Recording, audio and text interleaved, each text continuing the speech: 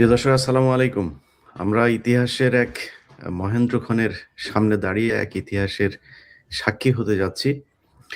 আমরা শুরুতেই একটু দুঃখ প্রকাশ করে নিচ্ছি যে ডক্টর কনক সারোয়ার তিনার আমাদের সাথে যুক্ত হওয়ার কথা ছিল। তিনার আ স্ত্রী হঠাৎ করে একটু অসুস্থ হয়েছেন, বাইরে গেছেন। তো আশা করছি যে আমরা তাকে অনুষ্ঠান চলাকালীন সময়ের ভেতরেই সংযুক্ত করতে পারবো আমাদের সাথে।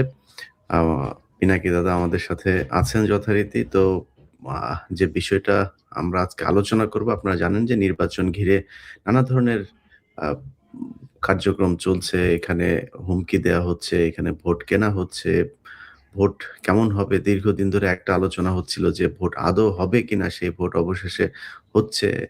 তারপরেও কিছু বিষয় তো আছেই। কিছুক্ষণ আগে আমরা কুমিল্লাতে দেখেছি যে জাত বাংলাদেশ জাতীয়তাবাদী দলের পক্ষ থেকে তাদের ঋণ খেলাপির দায়ে যে প্রার্থীর প্রার্থিতা বাতিল হয়েছে তাকে দল থেকে বহিষ্কার করা হয়েছে। কারণ আজকে তিনি হুমকি দিয়েছিলেন যে যারা হাসনাত আব্দুল্লাহর পক্ষে কাজ করবে তাদের বাড়িঘরে হামলা চালানো হবে।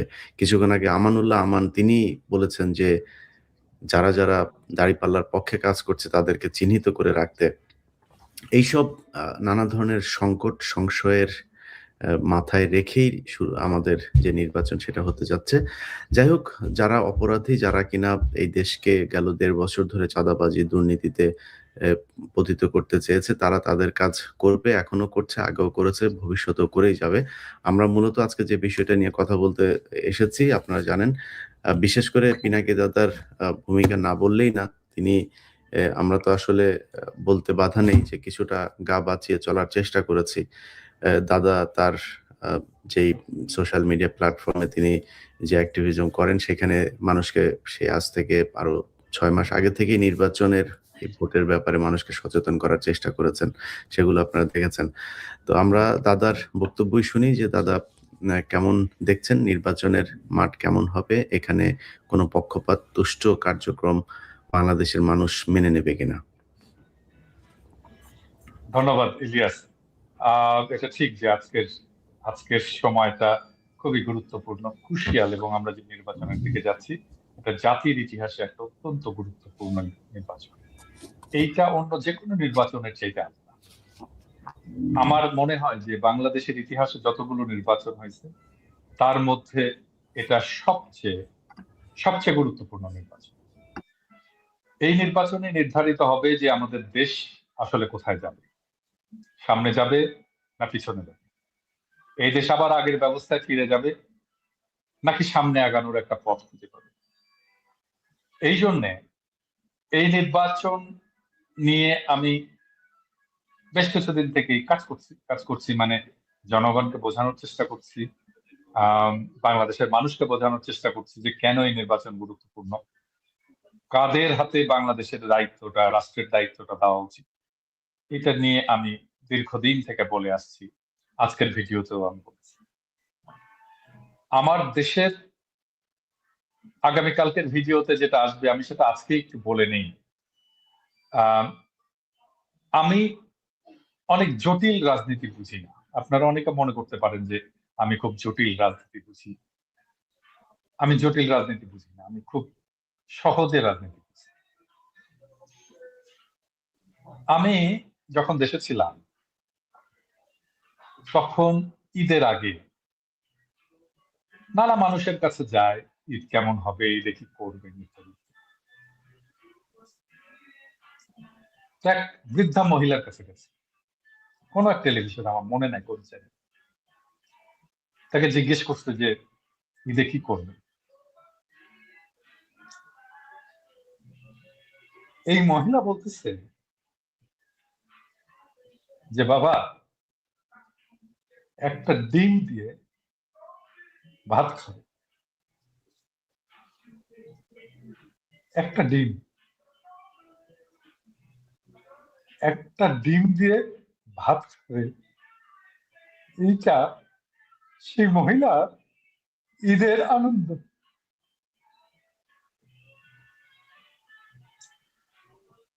আমরা 55 বছরে একটা বালের দেশ বানাইছি। কেন? হাসিনার আমলে লুটপাট হয়েছে $234 বিলিয়ন। আমি জানি না $234 বিলিয়ন বলতে আপনারা বুঝতে পারতেছেন কিনা এটা কত টাকা। বাংলাদেশের মতো 4টা দেশকে এক বছর খাওয়ানো যায় $234 বিলিয়ন দিয়ে। এটা কি শুধু হাসিনার 15 বছরের লুটপাট? এর আগে সবাই লুটপাট করছে, সবাই। মুজিব করছে, এরশাদ করছে, এমনকি জিয়ার আমলে লুটপাট হয়েছে, খালেদা জিয়ার আমলে লুটপাট হয়েছে, হাসিনার আমলে তো হয়েছে। কম হয়েছে হয়তো আগের সময়, হাসিনার আমলে হয়তো বেশি হয়েছে, কিন্তু লুটপাট থামে। এখন আমাদের দেশে যদি এই $234 বিলিয়ন থাকতো, আমাদের দেশ কি গরিব থাকে? আমরা তো গরিব না, আমাদেরকে গরিব বানায় রাখা হয়েছে। আমাদের দেশের সমস্যা তো অনেক কিছু না, একটাই সমস্যা, করাপশন, দুর্নীতি। বাংলাদেশে যারা রাজনীতি করে সব কয়টা বদমাইশ, যারা ক্ষমতায় আসছে সব কয়টা বদমাইশ, চোর বাটপার। চোর বাটপারের রাজনীতি আসে। এখন বলতে পারেন তাহলে কি জামাত এবং এনসিপি তারাও চোর বাটপার? এই দলটাই, এই দুইটা দলই এখনো পর্যন্ত তাদেরকে কলুষ, দুর্নীতির কলুষ স্পর্শ করবে কিনা জানি না, ভবিষ্যৎ করলে করতে পারে, আমাদের দুর্ভাগ্য। কিন্তু এখনো পর্যন্ত এই দুইটা দল যারা কখনো দুর্নীতি করে। আমি মনে করি বাংলাদেশকে যদি বাঁচাইতে হয়, এই দুই দলের হাতে রাষ্ট্র ক্ষমতা দেওয়া ছাড়া আমাদের হাতে আর কোনো অপশন নেই। বাংলাদেশের মানুষকে যদি বাঁচাইতে হয়, যদি বাংলাদেশ থেকে দুর্নীতির মূলোৎপাটন করতে হয়, যদি বাংলাদেশ থেকে দারিদ্র দূর করতে হয়, বাংলাদেশের দারিদ্র দূর করার জন্য কিচ্ছু লাগবে না, কোনো প্ল্যান লাগবে না, কিচ্ছু না, নাথিং, কিচ্ছু না, শুধু চুরি থাকা, আর কিছু না, শুধু চুরি থাকা। বাংলাদেশের সম্পদ যেন চুরি করে বাইরে নিয়ে যেতে না পারে, তাহলেই বাংলাদেশের উন্নতি হবে। ছোট্ট জিনিস, আর এর জন্য কি দরকার? আমার এমন একটা রাষ্ট্র দরকার যে রাষ্ট্রের দুর্নীতি আমরা একেবারে দূর করে দিতে পারবো, তা বলছি। দুর্নীতি কম, অনেক কম, সহনীয় মাত্রা। 234 বিলিয়ন লুট হয়ে যায়। আরে টাকাটা কার? টাকাটা তো সাধারণ মানুষের। মনে করো এটা রাষ্ট্রের টাকা না, এটা রাষ্ট্রের তো কোনো টাকা নাই, নিয়ে রাষ্ট্রের টাকা।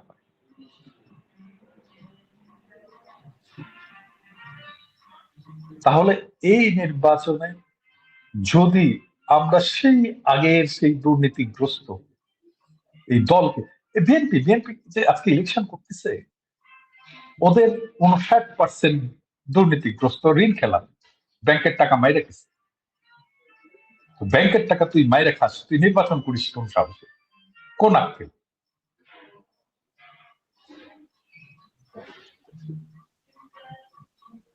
বাংলাদেশে তো আসলে এখন হাসিনা চলে যাওয়ার পরে বাংলাদেশে এখন খাওয়ার কোনো জায়গা,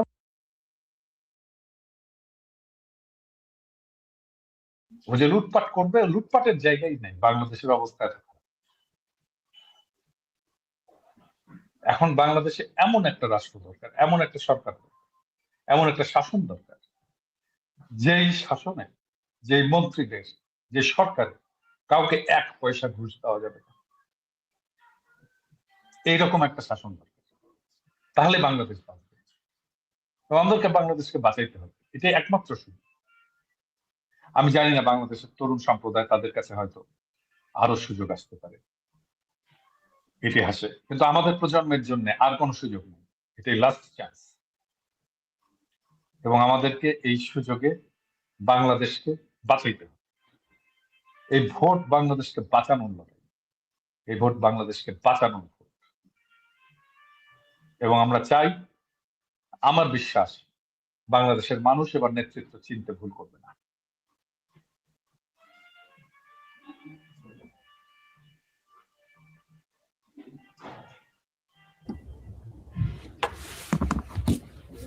জি জি, দাদা আমরা তো আমাদের আলোচনায় অনেক বিষয় উঠে আসবে। আমার মনে হয় প্রসঙ্গক্রমে যদি আপনার বক্তব্যগুলো শুনি আরো বেশি ভালো হবে। আমাদের আ সাথে এই মুহূর্তে আমি নির্বাচনের মাঠের যে অবস্থা সেটা তো মানুষের জানা প্রয়োজন। তো আমি নাসিরউদ্দিন পাটোয়ারি আমাদের সাথে যুক্ত হয়েছেন। আমি দেখি উনার কাছ থেকে সব শেষ অবস্থাটা জানতে পারি কিনা। কারণ সবচাইতে আলোচিত যে আসন ঢাকা ৮ আসনে এখানে অ্যা আমাদের যে প্রার্থী আছেন নাসিরউদ্দিন পাটোয়ারি তার যে প্রতিদ্বন্দ্বী তিনি জানেন যে মানে দীর্ঘদিন ধরেই তার উপরে নানা ধরনের করা হয়েছে। তাকে বিভিন্নভাবে ভেজাল করার চেষ্টা করা হয়েছে। তার উপর ডিম ছুঁড়ে মারা হয়েছে এবং একটা ত্রাসের রাজত্ব কায়েম করার চেষ্টা করা পাটোয়ারির আসনে। তো নাসিরউদ্দিন পাটোয়ারি আমরা আপনাকে স্বাগত জানাচ্ছি। পাটোয়ারি আমাকে শুনছেন? হ্যাঁ, আমি শুনতে পাচ্ছি। নাসিরউদ্দিন পাটোয়ারি আমরা আপনাকে সবচাইতে বেশি বোধহয় আমরা গণমাধ্যমে দেখে থাকি। আপনার যে আসন সেখানে আপনার উপরে বেশ কয়েকবার হামলা হয়েছে। আপনি সবসময় খুব সহজ সরল ভাবে খুবই সাধারণ একটা নিয়ে আপনি সেগুলোকে মোকাবেলা করে যাচ্ছেন। আপনার ভেতরে কোনো উগ্রতা আমরা দেখি নাই। যাই হোক, এই যে আপনি বিশাল ব্যাংকের মালিক এবং চাঁদাবাজের বিরুদ্ধে আপনি নির্বাচনে প্রতিদ্বন্দ্বিতা করছেন। আপনার নিশ্চয়ই আর্থিক একটা সংকটের ভেতরেও আপনি আছেন। তো এসব মিলিয়ে নির্বাচনী মাঠের প্রতিদ্বন্দ্বিতা কেমন লাগছে? জি, আসসালামু আলাইকুম সবাইকে। প্রথমে তো আমি বুঝি নাই। আমার মনে হচ্ছে যে আমি আফগানিস্তানে চলে এসেছি। এই জায়গায় একটি মাইন, ওই জায়গায় একটি মাইন। প্রত্যেকটা জায়গায় মাইন ডিফিউজ করতে হচ্ছে। এখন তো আমরা আরো অনেক মাইন খুঁজে পাচ্ছি। ঢাকা ১০ এর মধ্যে মাইন খুঁজে পাচ্ছি। ঢাকা ১৮ তেও খুঁজে পাচ্ছি। তো প্রথমে আমি যখন নির্বাচনী আমার প্রচারণা শুরু করি, আমার সাথে অনেকগুলা মিডিয়া জয়েন করে। তারা আমার বক্তব্যগুলো নেওয়া শুরু করে। এর মধ্যে অনেকে সাংবাদিক পরিচয়ে এসে জয়েন করে ওই পক্ষের এবং তারা আমাকে বিব্রত করে অনেকগুলা কোয়েশ্চেন শুরু করে। এরপরে দেখলাম যে সাধারণ ভোটার হিসেবে পরিচয়ে এসেছে এবং তারা বলে যে আমরা সাধারণ ভোটার, আপনাকে এই প্রশ্নগুলা করছি। পরবর্তীতে আমরা খোঁজ নিয়ে দেখি কোনো জায়গায় যুব দলের সন্ত্রাসী, কোথাও ছাত্র দলের সন্ত্রাসী। তো আমি গুলিস্তানে বেসিক্যালি আমার যাত্রাটা শুরু হয়েছিল। এর আগেও আমরা দেখেছিলাম বাংলাদেশে অসংখ্য নির্যাতনের মধ্য দিয়ে আমরা যাচ্ছি। আমরা গুলিস্তানে প্রচারণা করতে গিয়ে ব্যবসায়ীরা ভাইরা বলল যে আমি সারাদিন অনেক কষ্টে ব্যবসা করি, রাস্তার পাশে হলো ফুটপাতে দোকানদারি করি, আমার দিনে ৫০০ টাকা ইনকাম হয়। আমি যখন বাসায় ফোন করি বলে যে তুমি এত টাকা ইনকাম করো, টাকা কোথায়? তো আমার তো প্রত্যেকদিন রাতে আসলে পকেট থেকে টাকা কেটে নিয়ে যায়। তো ঢাকা আর তো একটা ফুটপাত অথবা ব্যবসায়ীদের একটা হাব, যার জন্য হলো এখানে অনেক ব্যবসায়ী যারা হলো দীর্ঘদিন ধরে নিপীড়িত হয়ে আসছে, তারা আমার কাছে কথাগুলো বলা শুরু করলো। এবং আমি যখন ক্যাম্পেইন শুরু করি সবাই আমাকে মেসেজ দিয়েছিল যে শহীদ ওসমান হাদি ভাই যেভাবে ক্যাম্পেইন করেছিল ওইভাবে করতে হবে। এবং সেই জন্য আমি ফজর থেকে এশা পর্যন্ত প্রত্যেকটা মসজিদে গিয়ে থাকি এবং সেখানে অনেক মানুষের সাথে আমার ক্লোজলি কথা হয়েছে। দুঃখ দুর্দশা বলা শুরু করলো, কাকে সন্ত্রাসী অ্যাটাক করা হয়েছে, কাকে কি করা হয়েছে। এরপরে আমরা আমাদের গল্পগুলো পাওয়া শুরু করলাম। সেই গল্পগুলোর মধ্যে আমরা দেখা শুরু করলাম যে এখানে একজন কমিশনার ছিল যে সন্ত্রাসী কার্যক্রম করে শুরু করে তার জার্নি শুরু করেছে। এরপর আমি খোঁজ পাইলাম যে তাকে রেলের জায়গাটা কে দিয়েছিল, কে দখল করেছিল, কোন কোন জায়গায় দখলদারিত্ব চালিয়েছিল। তো মোটা দাগে যে জিনিসটা আমরা ভয়েস রেইজ করার চেষ্টা করেছি সেটা হলো বাংলাদেশের দুর্বৃত্তায়নের যে রাজনীতি, সেই রাজনীতিটা তারা অ্যাকচুয়ালি গুলিস্তান থেকে যে চাঁদাটা উঠে অথবা আপনার যদি মোবাইল এবং মানিব্যাগ হারিয়ে যায়, যেই টাকাটা হয় ওই টাকাটা তারেক রহমান পর্যন্ত যাচ্ছে। এটা হলো বিএনপির পলিটিক্যাল ফাইন্যান্সিং সিস্টেম। সো এটা যদি আমরা বাংলাদেশে এই ধরনের দুর্বৃত্তায়নের যদি সিস্টেমটা চলে, আদৌ আমাদের কোনো যে আমরা গণ অভ্যুত্থানের পরে যে রাজনীতিটা করতে চেয়েছিলাম সেটা কিন্তু আমাদের অধরা একটি স্বপ্ন থেকে যাবে। সেজন্য প্রথমত আমাদের এই দুর্বৃত্তায়নের রাজনীতিটা ভাঙতে হবে। আপনি দেখেছেন মঞ্জুরুল আহসান মুন্সী, এটা টোটালি একজন সন্ত্রাসী লোক এবং ঋণ খেলাপি। তারপর আসলাম চৌধুরী ঋণ খেলাপি লোক, তাকে নমিনেশন দিয়েছে এবং যারা নমিনেশন দিয়েছে মির্জা ফখরুল সাইন করেছে। উনি কি জানতো না উনি যে ঋণ খেলাপি? জানতো। তারপরেও তাকে দিয়েছে। দুইটা বিষয় থাকতে পারে, একটা হলো চাপে পড়ে দিয়েছে, তাহলে দলের কন্ট্রোল নাই। আর একটা বিষয় হলো যে না উনিও ওইখান থেকে ভাগ পেয়েছে। যদি দলের কন্ট্রোল না থাকে তাহলে এটা সকল দেশবাসীর সামনে স্বীকার করুক যে আমরা অনেকগুলা গুন্ডা মাস্তান আমাদের দলের মধ্যে ঢুকে পড়েছে, আমাদের তাদের উপরে কন্ট্রোল নাই, তারাই আমাদেরকে চালিয়ে থাকে, আমরা রাজনীতি করি না, গুন্ডা মাস্তানরা হলো এই রাজনীতি দখল দিয়েছে। তো আমরা হাসিনা আমলে শুনতাম যে ব্যবসায়ীরা হলো রাজনীতি দখল দিয়েছে, এখন হলো গুন্ডা মাস্তান সন্ত্রাসী চোর বাটপার ছ্যাচ্ছর যত ধরনের লোক আছে তারাই নমিনেশন পেয়েছে, যেটা আমরা আশা করি নাই যে গণ অভ্যুত্থানের পরে তারেক রহমান দেশে আসবে, একটা পরিবর্তনের সূচনা হবে। সবার মধ্যে কথা হচ্ছিল যে একটি পরিবর্তন হয়ে যাবে, উনি বিদেশে গিয়ে অনেক ভদ্র হয়ে গিয়েছেন, কিন্তু পুরো জেনারেশন এটাতে আশাহত হলো। এবং আমাদেরকে অনেকে বলেছিল যে দেখবা তোমাদেরকে হতাশ করবে, পুরো দেশবাসীকে হতাশ করবে, এটা হলো একটা ফাফা বেলুন, কিন্তু সেটাই আমরা সত্যিকার অর্থে দেখতে পেলাম। প্রত্যেকটা জায়গায় এই ধরনের সন্ত্রাসী কার্যক্রম চালাচ্ছে। আমাদের গতকালকে আমাদের ক্যাম্পে হামলা করেছে, ছুরি দিয়ে হলো পোচ মেরে চলে গেছে, এবং সেখানে আমাদের 4 জন আহত হয়েছে। আমরা থানায় সেখানে মামলার নথিপত্র দাখিল করেছি যে কি কি ওয়েতে আমাদের উপর হামলা করেছে। এবং বিভিন্ন জায়গায় মানুষ আমাকে লিখে পাঠাচ্ছে অমুক বাজারে কে কে চাঁদাবাজি করছে, অমুক লাইন। তো উনি হলো এখানে ভাগ করে দিয়েছে যে কারো হলো কাঁচা বাজার, কারো হলো মাছ বাজার, কারো হলো গুলিস্তানের এই মার্কেট, কারো হলো এই আনারকলি মার্কেট, ঢাকা হাটে এইভাবে একটা হলো চক্র তৈরি করেছে। এবং এই চক্রটার যে টাকাগুলো উঠে থাকে এখানে হলো যুবদল ছাত্রদল তাদেরকে দিয়ে থাকে, এই ধরনের রাজনীতিটা মেনটেন করে থাকে। আর তারেক রহমানের যে ফাইন্যান্সিয়াল সিস্টেম সেখানে হলো মির্জা আব্বাসের বড় একটি অবদানের জায়গা, যেটা ঢাকা 8 থেকে গিয়ে থাকে। এবং ঢাকা 8 থেকে যে সন্ত্রাসী রাজত্ব এখানে চলে এটা পুরো বাংলাদেশে কিন্তু ছড়িয়ে পড়ে এই নেটওয়ার্কটা। আমি ওই দিন মতিঝিলে গিয়েছি, তো ওইখানে একটা ক্লাবে ঢুকেছি, ওইটা ক্লাবটা মোটামুটি ভালো। তো বললাম বাকি ক্লাবের কি অবস্থা, বললো যে যেখানে শিক্ষা অথবা মানুষের স্পোর্টস একটু আড্ডা দিবে, সোশ্যাল কানেক্টিভিটি, সেখানে হলো জুয়া ব্যবসা করে, এবং এই জুয়ার ব্যবসা দিয়ে কিছু সন্ত্রাসী পালে। এই সন্ত্রাসীদের দিয়ে কখনো যদি কোথাও প্রবলেম হয় তাদেরকে ডাক দেয় এই আমাকে বাঁচাতে হবে, এবং তারা এসে মানুষের মধ্যে একটা আতঙ্ক ছড়িয়ে দেয়, সন্ত্রাসী কার্যক্রম করে। এভাবে হলো ঢাকা 8কে একটা সন্ত্রাসের রাজত্ব বানানো হয়েছে, এবং নট অনলি ঢাকা 8, পুরো বাংলাদেশকে এই ধরনের সন্ত্রাসী রাজত্বের জায়গা বানানো হয়েছে। আপনি দেখেছেন যে আমাদের যে বাংলাদেশ ব্যাংক দল বল নিয়ে সদল বলে সবাই ঢুকে পড়েছে বাংলাদেশ ব্যাংকের ভিতরে। তো এটা আসলে বাংলাদেশে সম্ভব, এটা অন্য। আগে দেখেছিলাম যে ইন্ডিয়া বাংলাদেশ থেকে রিজার্ভ চুরি করে নিয়ে যায়, এখন হলো এখানে দল বল নিয়ে উইদাউট, আপনি ঠিক আছে আপনি আইটি সেক্টর দিয়ে সিস্টেম গড়লেন, কিন্তু যে অফিসার আছে সে তো পাসওয়ার্ড জানে, তার মাথায় গিয়ে ব্যাংকের মধ্যে পিস্তল ঠেকালেন, তাহলে তো সে পাসওয়ার্ড দিতে বাধ্য হবে। তো এটা তো আসলে কোনো দেশ না, এমন দেশ তো আসলে আমরা চাই না। মুক্তিযুদ্ধে যে সাম্য, মানবিক মর্যাদা, ন্যায় বিচার, এবং 90-এর যে ডেমোক্রেটিক একটি বাংলাদেশ, আর 24-এর যে বৈষম্য বিরোধী একটি বাংলাদেশ, সর্বমিলিয়ে আমরা একটি মর্যাদাকর বাংলাদেশ চেয়েছিলাম। সেই আশাটা আমাদের আর আসলে এদের দ্বারা হবে না বলে আমরা মনে করি। তো আমাকে একজনে বলেছে বিএনপির ভাগ্য হবে 2টা। একটা হলো যে এমনিই তো তাদের চাঁদাবাজির অবস্থা খারাপ। আমি একটা সময় বলেছিলাম যে সর্বোচ্চ 80 থেকে 100 আসন পাবে টেনে টুনে। ওই সময় আমাকে অনেকে হাস্য রসাত্মক কথা বলেছিল, কিন্তু বাস্তবে তাই ঘটছে। আমরা যারা বাংলাদেশে আছি দেখতেছি যে মানুষ ট্রেনে করে, ট্রলারে করে, লঞ্চে করে সব জায়গায় হলো দাঁড়িপাল্লা সাপলাগুলি স্লোগান দিয়ে আনন্দ। ঈদও এত ঢাকা ফাঁকা থাকে না, পুরো ঢাকা, আজকে আমি কয়েক জায়গায় গিয়েছিলাম আমার পার্সোনাল কাজে, পুরো ঢাকা ফাঁকা, মানুষ ভোট দিতে চলে গিয়েছে, আনন্দ উল্লাস।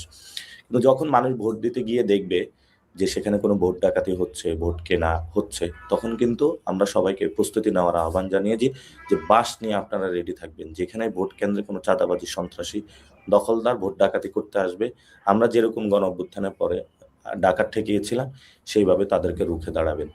তো আলহামদুলিল্লাহ ব্যবসায়ীরা প্রস্তুত হচ্ছে, মানুষের মধ্যে সচেতনতা আসতেছে এবং মানুষ নিজেদের প্রস্তুতি নিচ্ছে।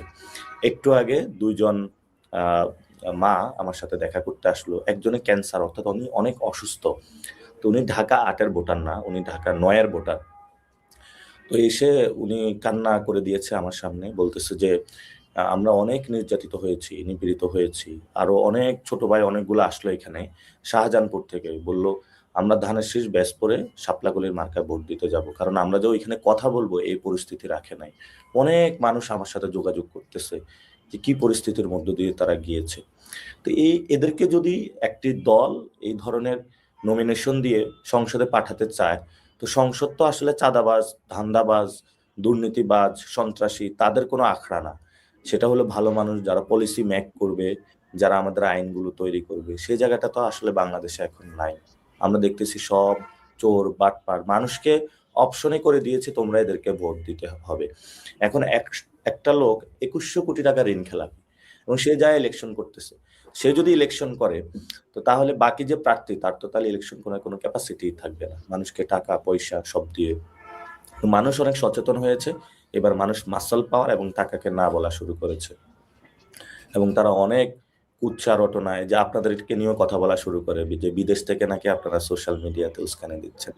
তো তাহলে তারা ফাইট করুক, কথা বলুক, ভিজিবল এভিডেন্স আনুক, কোন জায়গায় কথা বলছে, কোন জায়গায় আসলে আপনারা কোনো রং ইনফরমেশন দিচ্ছেন কিনা। প্রত্যেকটা তো ভিজিবল ভিডিও দিচ্ছেন। একটু আগে দাদা একটা ভিডিও শেয়ার করলেন যে চাঁদাবাজদের সবাই ঐক্যবদ্ধ হয়ে দৌড়ানি দিয়েছে।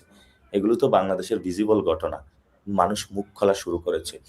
তা আমরা মনে করি যে যদি তারা সংশোধন না হয় তাহলে হাসিনার মতনই অবস্থা হবে তাদের। হাসিনার তো ইন্ডিয়া পালিয়ে যাওয়ার জায়গা আছে, তাদের আসলে বঙ্গোপসাগরে যাওয়া ছাড়া তার কোনো উপায় থাকবে না, এবং মানুষের হাতে চরম দোলাই খাবে। যেভাবে চোর বাটপার গুলিস্তানে কেউ যদি ধরতে পারে, আচ্ছা মতন যেভাবে কেলায় ধুলা দেয়, ওইভাবে মানুষ হলো রাস্তার মধ্যে রেখে এভাবে ধুনা দিবে। যে আজকে অলরেডি আমরা নাসিরউদ্দিন পাটোয়ারি এরকম একটা ভিডিও ফুটেজও দেখেছি ঢাকাতেই। তো ইনশাল্লাহ এরকম একটা পরিস্থিতি হবে। আপনাকে অনেক অসংখ্য ধন্যবাদ পাটোয়ারি। আপনি ইলিয়াস ভাই, আরেকটা বিষয় অ্যাড করার ছিল, জি ইফ ইউ অ্যালাউ মি। আমি আজকে যেটা বুঝলাম, আমাদের 110টা কেন্দ্র আছে ঢাকা 8-এ, অন্য জায়গায় তো আরো বেশি। সেখানে যেটা দেখলাম যে প্রত্যেকটা কেন্দ্রে তারা যে প্রিপারেশন নিচ্ছে, 300-400 করে লোকের প্রিপারেশন নিচ্ছে, এবং সবাইকে টাকা দিয়ে প্রস্তুত করা শুরু করেছে। পোলিং এজেন্টদেরকে বলতেছে যে 9টা থেকে 11টা পর্যন্ত সব কেন্দ্র দখল করে ফেলতে হবে, বাকিটা পরেরটা আমরা দেখব। এবং সেখানে আমাদেরও অনেকে আছে, তারা আইসা বলতেছে যে আমাদের এই ধরনের ইনস্ট্রাকশন দিচ্ছে। তাহলে আমাদের মতন যারা প্রার্থী আছি, আমাদের তো যদি আমি 100 করেও স্বেচ্ছাসেবক দেই, এবং সেই মানুষগুলো যদি কেন্দ্রে যায়, আমি যদি তাদের খাওয়া দাওয়ার ব্যবস্থা করি, তাহলে তো আমার হলো 1.5 কোটি টাকা 2 কোটি টাকা বাজেটের প্রয়োজন হয়। তাহলে আমি 2 কোটি টাকা কি মানুষ থেকে চুরি করবো? আমি তো চুরি করতে পারবো না। জন্য আমি ঢাকা পুরো বাংলাদেশের মানুষকে বলবো, আপনারা নিজ নিজ থেকে স্বেচ্ছা বাহিনীর ভূমিকা পালন করুন। আপনারা ভোট কেন্দ্রে যাবেন, ভোট কেন্দ্রের সামনে দাঁড়িয়ে থাকবেন, আপনারা নিজের খাবার নিয়ে যাবেন, জায়নামাজ নিয়ে যাবেন, নামাজ পড়ার দরকার হলে ওইখানে নামাজ পড়বেন, ভোট দিবেন, ভোট রক্ষা করবেন। আপনি এত কষ্ট করে আপনার সন্তানের জন্য একটি বাংলাদেশ গঠন করতে চাচ্ছেন, আপনার মা বাবার জন্য, সকলের জন্য দোয়া করবেন যাতে আমরা এমন একটি বাংলাদেশ গঠন করতে পারি। আমরা ফাইট করে যাচ্ছি, সারা দেশের মানুষের আপনাদের জন্য দোয়া আছে। এবং আমি ওনার এই বক্তব্যের সাথে একটু অ্যাড করি, সেটা হচ্ছে যে নাসিরউদ্দিন পাটোয়ারি, আমি আপনাকে বিদায় দিচ্ছি। আপনার যেহেতু অনেক ব্যস্ততা, আপনি চলে যান। আমরা ইনশাল্লাহ বাকি কথা যেগুলো আছে সেটা দাদা আছে, আমরা বলছি। পাটোয়ারি, তোমার ভূমিধ্বজ বিজয় হবে, শুধু তোমার না, নাহিদের ভূমিধ্বজ বিজয় হবে, হাসনাত আব্দুল্লাহর ভূমিধ্বজ বিজয় হবে, সার্জিসের ভূমিধ্বজ বিজয় হবে। তোমাদের এনসিপি আমি মনে করি মোর দেন 95% জিতে আসবে। 100% হয়ে গেল, ওইটা অবাক হওয়ার কিছু থাকবে না। সবার জন্য দোয়া রাখলো। আর তুমি যেহেতু স্বরাষ্ট্রমন্ত্রী হবা, শপথ নেওয়ার আগে আমার সাথে বসবা, অ্যাটলিস্ট কি করতে হবে আমি এটা তোমাকে একটু কিছু কথা তোমাকে বলবো, আর সাজেশন দেবো। এবং আমি তুমি আগামী স্বরাষ্ট্রমন্ত্রী, আমার আগাম অভিনন্দন গ্রহণ করো। জি দাদা, আমরা আলোচনায় যাব। এর মাঝে মাঝে আমরা হয়তো বিভিন্ন আসনের থেকে 2-1 প্রার্থীকে আমরা যুক্ত করতে পারি, আমি কয়েকজনকে বলে রেখেছি। যাক, প্রিয় দর্শক, আপনাদেরকে একটা বিষয় আমার জায়গাটা পরিষ্কার করি। আজকে বাংলাদেশের যে পরিস্থিতি, এই পরিস্থিতিটা আপনারা দেখছেন, আমি এবং পিনাকি দাদা আমরা বিশেষ করে খুব সরাসরি একটা পক্ষ নিয়েছি। এটা যদি আপনারা মনে করেন দেশ রাজনৈতিক দলকে আমরা প্রাধান্য দিয়েছি, কারোর বিরুদ্ধে কাজ করতে চেয়েছি, আসলে আমাদের বিরুদ্ধে তো অভিযোগ আছেই। আমরা বোধহয় জামাতের কাছ থেকে টাকা পয়সা নিয়ে তারপরে বিএনপির বিরুদ্ধে বলি, আবার অনেক সময় বিএনপির কাছ থেকে নিয়ে জামাতের বিরুদ্ধে বলি। তো এই মুহূর্তে যদি টাকা পয়সা নেয়ার সুযোগ আমরা চেষ্টা করতাম, সেটা বিএনপির চাইতে বেশি জামাত ইসলামী দিতে পারতো না। তো যেই কারণে আমরা আওয়ামী লীগের আমলে বলতো তারেক রহমানের টাকা খেয়ে, রাইট। তো আমাদের যে টাকা পয়সা আমরা তারেক রহমানের কাছ থেকে আগে নিয়েছি, সেগুলো ডকুমেন্ট আমার মনে হয় সামনে দিলে জাতি উপকৃত হতো। তো এইসব অভিযোগগুলো অনেক আগে থেকেই আমরা শুনছি। আমরা আসলে কোনো পক্ষ নিইনি, আমরা বাংলাদেশের পক্ষ নিয়েছি। এবং এখানে আমি আমার জায়গাটা পরিষ্কার করি, দাদার কথা বলবে। দেখেন, আমি এইভাবে সরাসরি কখনোই বিএনপির বিরুদ্ধে গিয়ে দাঁড়িপাল্লার পক্ষে ভোট চাইতে পারি না। আমি গতকালকে প্রথম সরাসরি আমার 15 মিনিটসের একটা প্রোগ্রাম করেছি, সেখানে দাঁড়িপাল্লার পক্ষে ভোট চেয়েছি। কেন চেয়েছি? প্রথম কথা হচ্ছে যে তারেক রহমানের প্রতি আমাদের একটা বিশাল প্রত্যাশা ছিল। সারা দেশের মানুষেরই ছিল এবং উনার কথাবার্তা আমরা গত কয়েক বছর ধরে যেটা শুনেছি সেখানে মার্জিত, ভদ্র, ইনফরমেটিভ, তারপরে একটা স্বপ্ন উনি আমাদেরকে দেখিয়েছিলেন।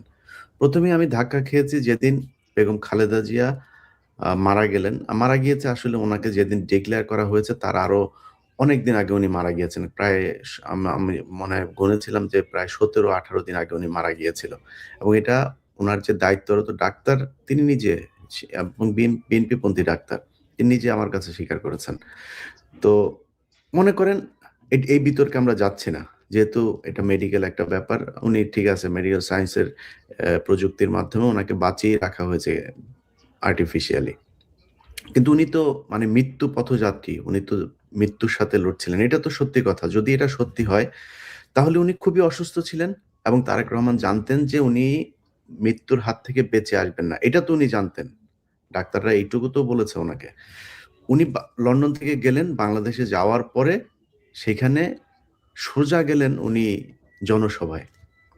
এবং এখানে অনেকগুলো প্রশ্ন আসলে আসে। উনি অনেক উনি ইয়েতে ছিলেন, আপনার কি বলে, নিরাপত্তা ঝুঁকিতে ছিলেন। এত নিরাপত্তা ঝুঁকিতে থেকে উনি আসার পরে যেভাবে মাঠে চলে গিয়েছেন, আমার কাছে এটা খুব নিরাপত্তা ঝুঁকির পূর্ণ একজন মানুষকে মনে হয়নি। আচ্ছা, তারপরেও যাই হোক, উনি যে জনসভাটাতে গেলেন, এই জনসভাটাতে না গিয়ে একজন সন্তান হিসেবে কি উচিত ছিল না আগে মায়ের সাথে দেখা করা? উনি তো জানতেন উনার মায়ের একদম শেষ মুহূর্তে আছেন। যদি মারা নাও যায় উনি ধরে নিলাম এটা।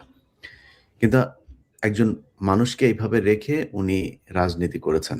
এটা যার এই সন্তান হিসেবে মায়ের প্রতি যার এই দায়িত্ব, সে দেশের প্রতি কতটুকু দায়িত্ব পালন করবে আমি জানি না। তারেক রহমানের ব্যাপারে আসলে কথা বলতে গেলে খুব আ মানে অ্যাটাকিং ইয়েতে কথা বলতে পারি না। কারণ তারেক রহমান নিজেও আমাকে যথেষ্ট উনি পছন্দ করেন। আমি এখনো পর্যন্ত উনি দেশ পরিচালনার যেহেতু সুযোগ পান নাই, উনাকে নিয়ে একদম 100% বলারও সুযোগ নাই। কিন্তু যেই জিনিসগুলো সামনে এখন পর্যন্ত এসেছে, এগুলো নিয়ে যদি আমরা চিন্তা করি, যদি বিশ্লেষণ করি, তাহলে দেখব যে সামনের যেই দেশটা আসলে বিএনপির হাতে যদি যায়, এই দেশটা নিরাপদ থাকবে না। যে কারণেই আমরা আমি আরকি সরাসরি একেবারে আপনাদের এই বিএনপির বিরুদ্ধে অবস্থান নিয়েছি। এবং বাংলাদেশের মানুষকে যে বিষয়টা বলতে চাই, অনেক মানুষ সারাদিন ফেসবুকে, তারপরে ইমেইল, নানানভাবে বিভিন্ন মানুষকে দিয়ে এর জমির সমস্যা, ওর জমি দখল করে নিয়ে গেছে, এর বাড়ি করতে গিয়েছে, সে বাড়ি করতে যাওয়ার পরে রড নিতে হবে, সিমেন্ট নিতে হবে, বালু নিতে হবে, না হলে মারধর। হঠাৎ করে রাতের বেলা এসে জমি দখল করে। এই গত ঈদের দিন গরু কিনেছে, সে কুরবানিটাও দিতে পারে নাই। সকালবেলা তার বাড়ি দখল। মিরপুরের মতো জায়গায়। তো এই যে পরিস্থিতিগুলো, আপনি একটা অফিসে গেলে আপনাকে ঘুষ দিতে হয়। আপনি একটা পাসপোর্ট করবেন, ঘুষ দিতে হয়। আপনি থানায় যাবেন পুলিশের কাছে। আমি বাংলাদেশের মানুষকে অন্তত আশ্বস্ত করছি, এখানে লুকোচুরির কিছু না। একটা পক্ষ তো নিয়েছি। যেই পক্ষ নিয়েছি সেই পক্ষের কাছে আপনাদের এই দাবি, এই সমস্যার যদি সমাধান করতে না পারি, সেদিন আবার সেখান থেকে বের হয়ে আসবো। সো আপনাদের কাছে অনুরোধ থাকবে যে, যে নির্বাচন সামনে, আপনাদের সামনে যে সুযোগ, আমি কালকে ট্রেনের মধ্যে দেখছিলাম, দাদা হয়তো সেই ফুটেজগুলো দেখেছেন, যে ট্রেনের ভেতরে মানুষ দাঁড়িপাল্লার মিছিল করতে, করতে বাড়িতে যাচ্ছেন। এই যে এক বিপ্লব, এই বিপ্লবের সামনে আমরা দাঁড়িয়ে আছি এবং আমার বিশ্বাস বাংলাদেশের মানুষ সত্য ন্যায়ের পক্ষে, সৎ শাসকদের পক্ষে রায় দেবেন এবং চাঁদাবাজদের বিরুদ্ধে তাদের অবস্থান নেবেন। দাদা, আমি আপনার কাছে আ ২য় যে প্রশ্নটা করতে চাই সেটা হচ্ছে যে, আপনি দীর্ঘদিন ধরে বিএনপির সাথে আপনার অবশ্যই একটা খুব ভালো সম্পর্ক ছিল। আপনার সাথেও নিশ্চয়ই তারেক রহমানের সরাসরি কথা হয়েছে। আপনি হঠাৎ করে এই বিএনপি থেকে এত 180 ডিগ্রি সরে আসলেন কেন? উম, প্রথম বিষয়টা হচ্ছে যে বিএনপির সাথে আমার যে রাজনীতির অ্যালাইনমেন্ট সেটা না থাকা, মানে যে কোনো সম্পর্কই তো পলিটিক্যাল অ্যালাইনমেন্ট সম্পর্ক। আমি যে রাজনীতিতে চাই, আমি যে বাংলাদেশ দেখতে চাই, আর বিএনপি যে বাংলাদেশ দেখতে চাই, এই দুইটার মধ্যে তফাৎ। বিএনপির মূল সমস্যাটা যেটা হয়েছে, আমার সাথে তারেক রহমানের এট লেংথ আলাপ হয়েছে, দীর্ঘ সময় ধরে আলাপ হয়েছে। লাস্ট যে আলাপটা, মানে যেখানে আমাদের বিচ্ছেদটা হলো আর কি। আমি তারেক রহমানকে কয়েকটা সাজেশন দিছিলাম ওই ওই মিটিং এ। এবং আমার সাজেশনটা যদি উনি শুনতেন তাহলে প্রবাবলি বিএনপির আজকের এই অবস্থাটা হয় না। সেটা হচ্ছে যে বিএনপি যেটা চায়, আমি যেটা ওনার সাথে কথা বলে বুঝলাম, সেটা হচ্ছে যে এই যে একটা বিপ্লব হয়ে গেল, আমাকে যে রাষ্ট্রটা সংস্কার করতে হবে, বদল করতে হবে, এটা আগের রাষ্ট্র আর চালানো যাবে না, সেটা উনি মানতে নারাজ। উনি আগের সমস্ত ব্যবস্থা রাখবেন, আগের ব্যুরোক্রেসি, আগের প্রশাসন, আগের জুডিশিয়ারি, আগের সিস্টেম, আগের আইন, আগের সংসদ, সবকিছু আগের মতো। এবং কেন? সেটা হচ্ছে যে উনি ওই রাষ্ট্রটাকে বোঝেন, ওই আগের রাষ্ট্রটাকে বোঝেন। সেখানে শুধু শাসক বদল হবে, মানুষের ভাগ্যের বদল হবে। কিন্তু আমি তো শাসক বদলের জন্য আমরা লড়াই করেছি, জীবন দেয় আমাদের বাচ্চারা শাসন বদলানোর জন্য।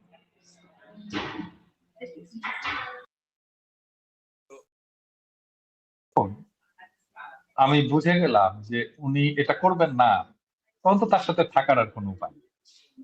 আমি তো রাষ্ট্রকে বদল করতে চাই, আমি তো নতুন একটা রাষ্ট্র চাই, আমি তো সিস্টেমটা বদল করতে চাই, আমি তো নতুন একটা সিস্টেম চাই, আমি তো আবার সেই একই জিনিস, একই দুর্নীতি, একই প্রশাসন, একই পুলিশ, একই নিপীড়ন, একই গুম খুন, ওইটা তো আমি চাই না। তাহলে ওইটা বদলের জন্য ওনার চিন্তা কি? ওনার কোনো চিন্তা ছিল না। আমি এবার বলি ওনাকে আমি আসলে কি কি সাজেশন দিয়েছিলাম। প্রথম সাজেশনটা ছিল যে দেখেন, আপনি 4 দলকে রিভাইভ করেন, 4 দলকে রিভাইভ করেন, ডাকেন সবাইকে, দেখে আপনি আপনি আপনার জাতির বিবেক হন,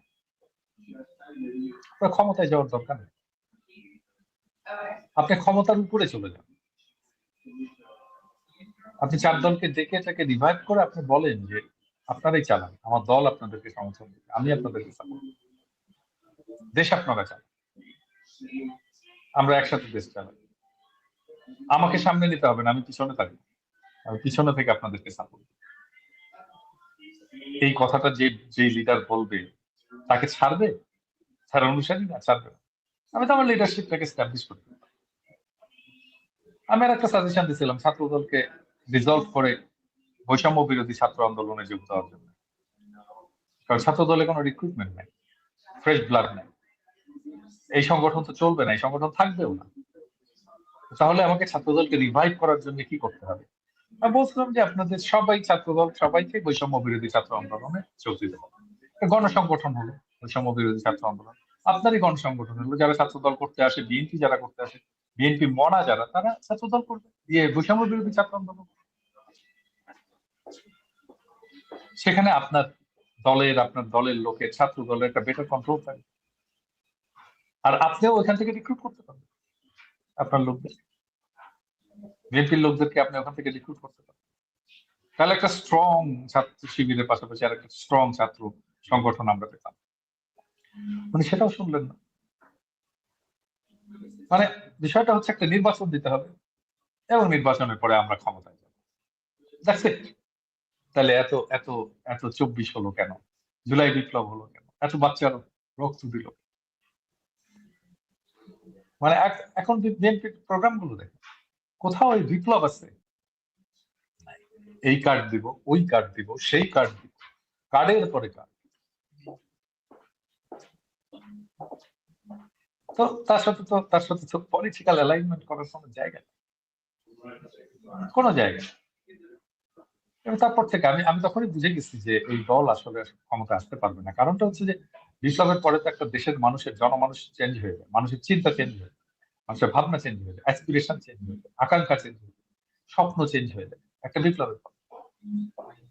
ওইটাকে বিএনপি আর ধারণ করতে পারবে না, পারেও নি, পারলেও না। এবং সেটা আগামী 12 তারিখে বোঝা যাবে যে বিএনপি নিজেকে মনে করতেছে 200-র বেশি আসনে জিততে, হ্যাঁ, কুজার চিত হয়ে শোয়ার সব, ভূমিধ্বস পরাজয় হবে, এমন এমন পরাজয় হবে যেটা তারা কল্পনাও করেন, এমনকি আমরাও কল্পনা করতে পারতেছি না কি পরাজয় হবে। এই পরাজয়ের মুখে দাঁড়াচ্ছে। আমি আগের প্রসঙ্গটায় আসি, মানে আমি প্রত্যেককে চিন্তা করতে বলবো যে ধরেন আপনি তারেক রহমান, এবং খোদা না করুক আপনার মা এরকম একটা অবস্থায় একটা হসপিটালে, এভার কেয়ার হসপিটালে এইভাবে অচেতন অবস্থায় আইসিইউ আছে, আপনি কি করতেন? লন্ডন থেকে ফিরলেন, কি করতেন? নেক্সট কাজটা কি হতো বলেন, নিজে চিন্তা করুন।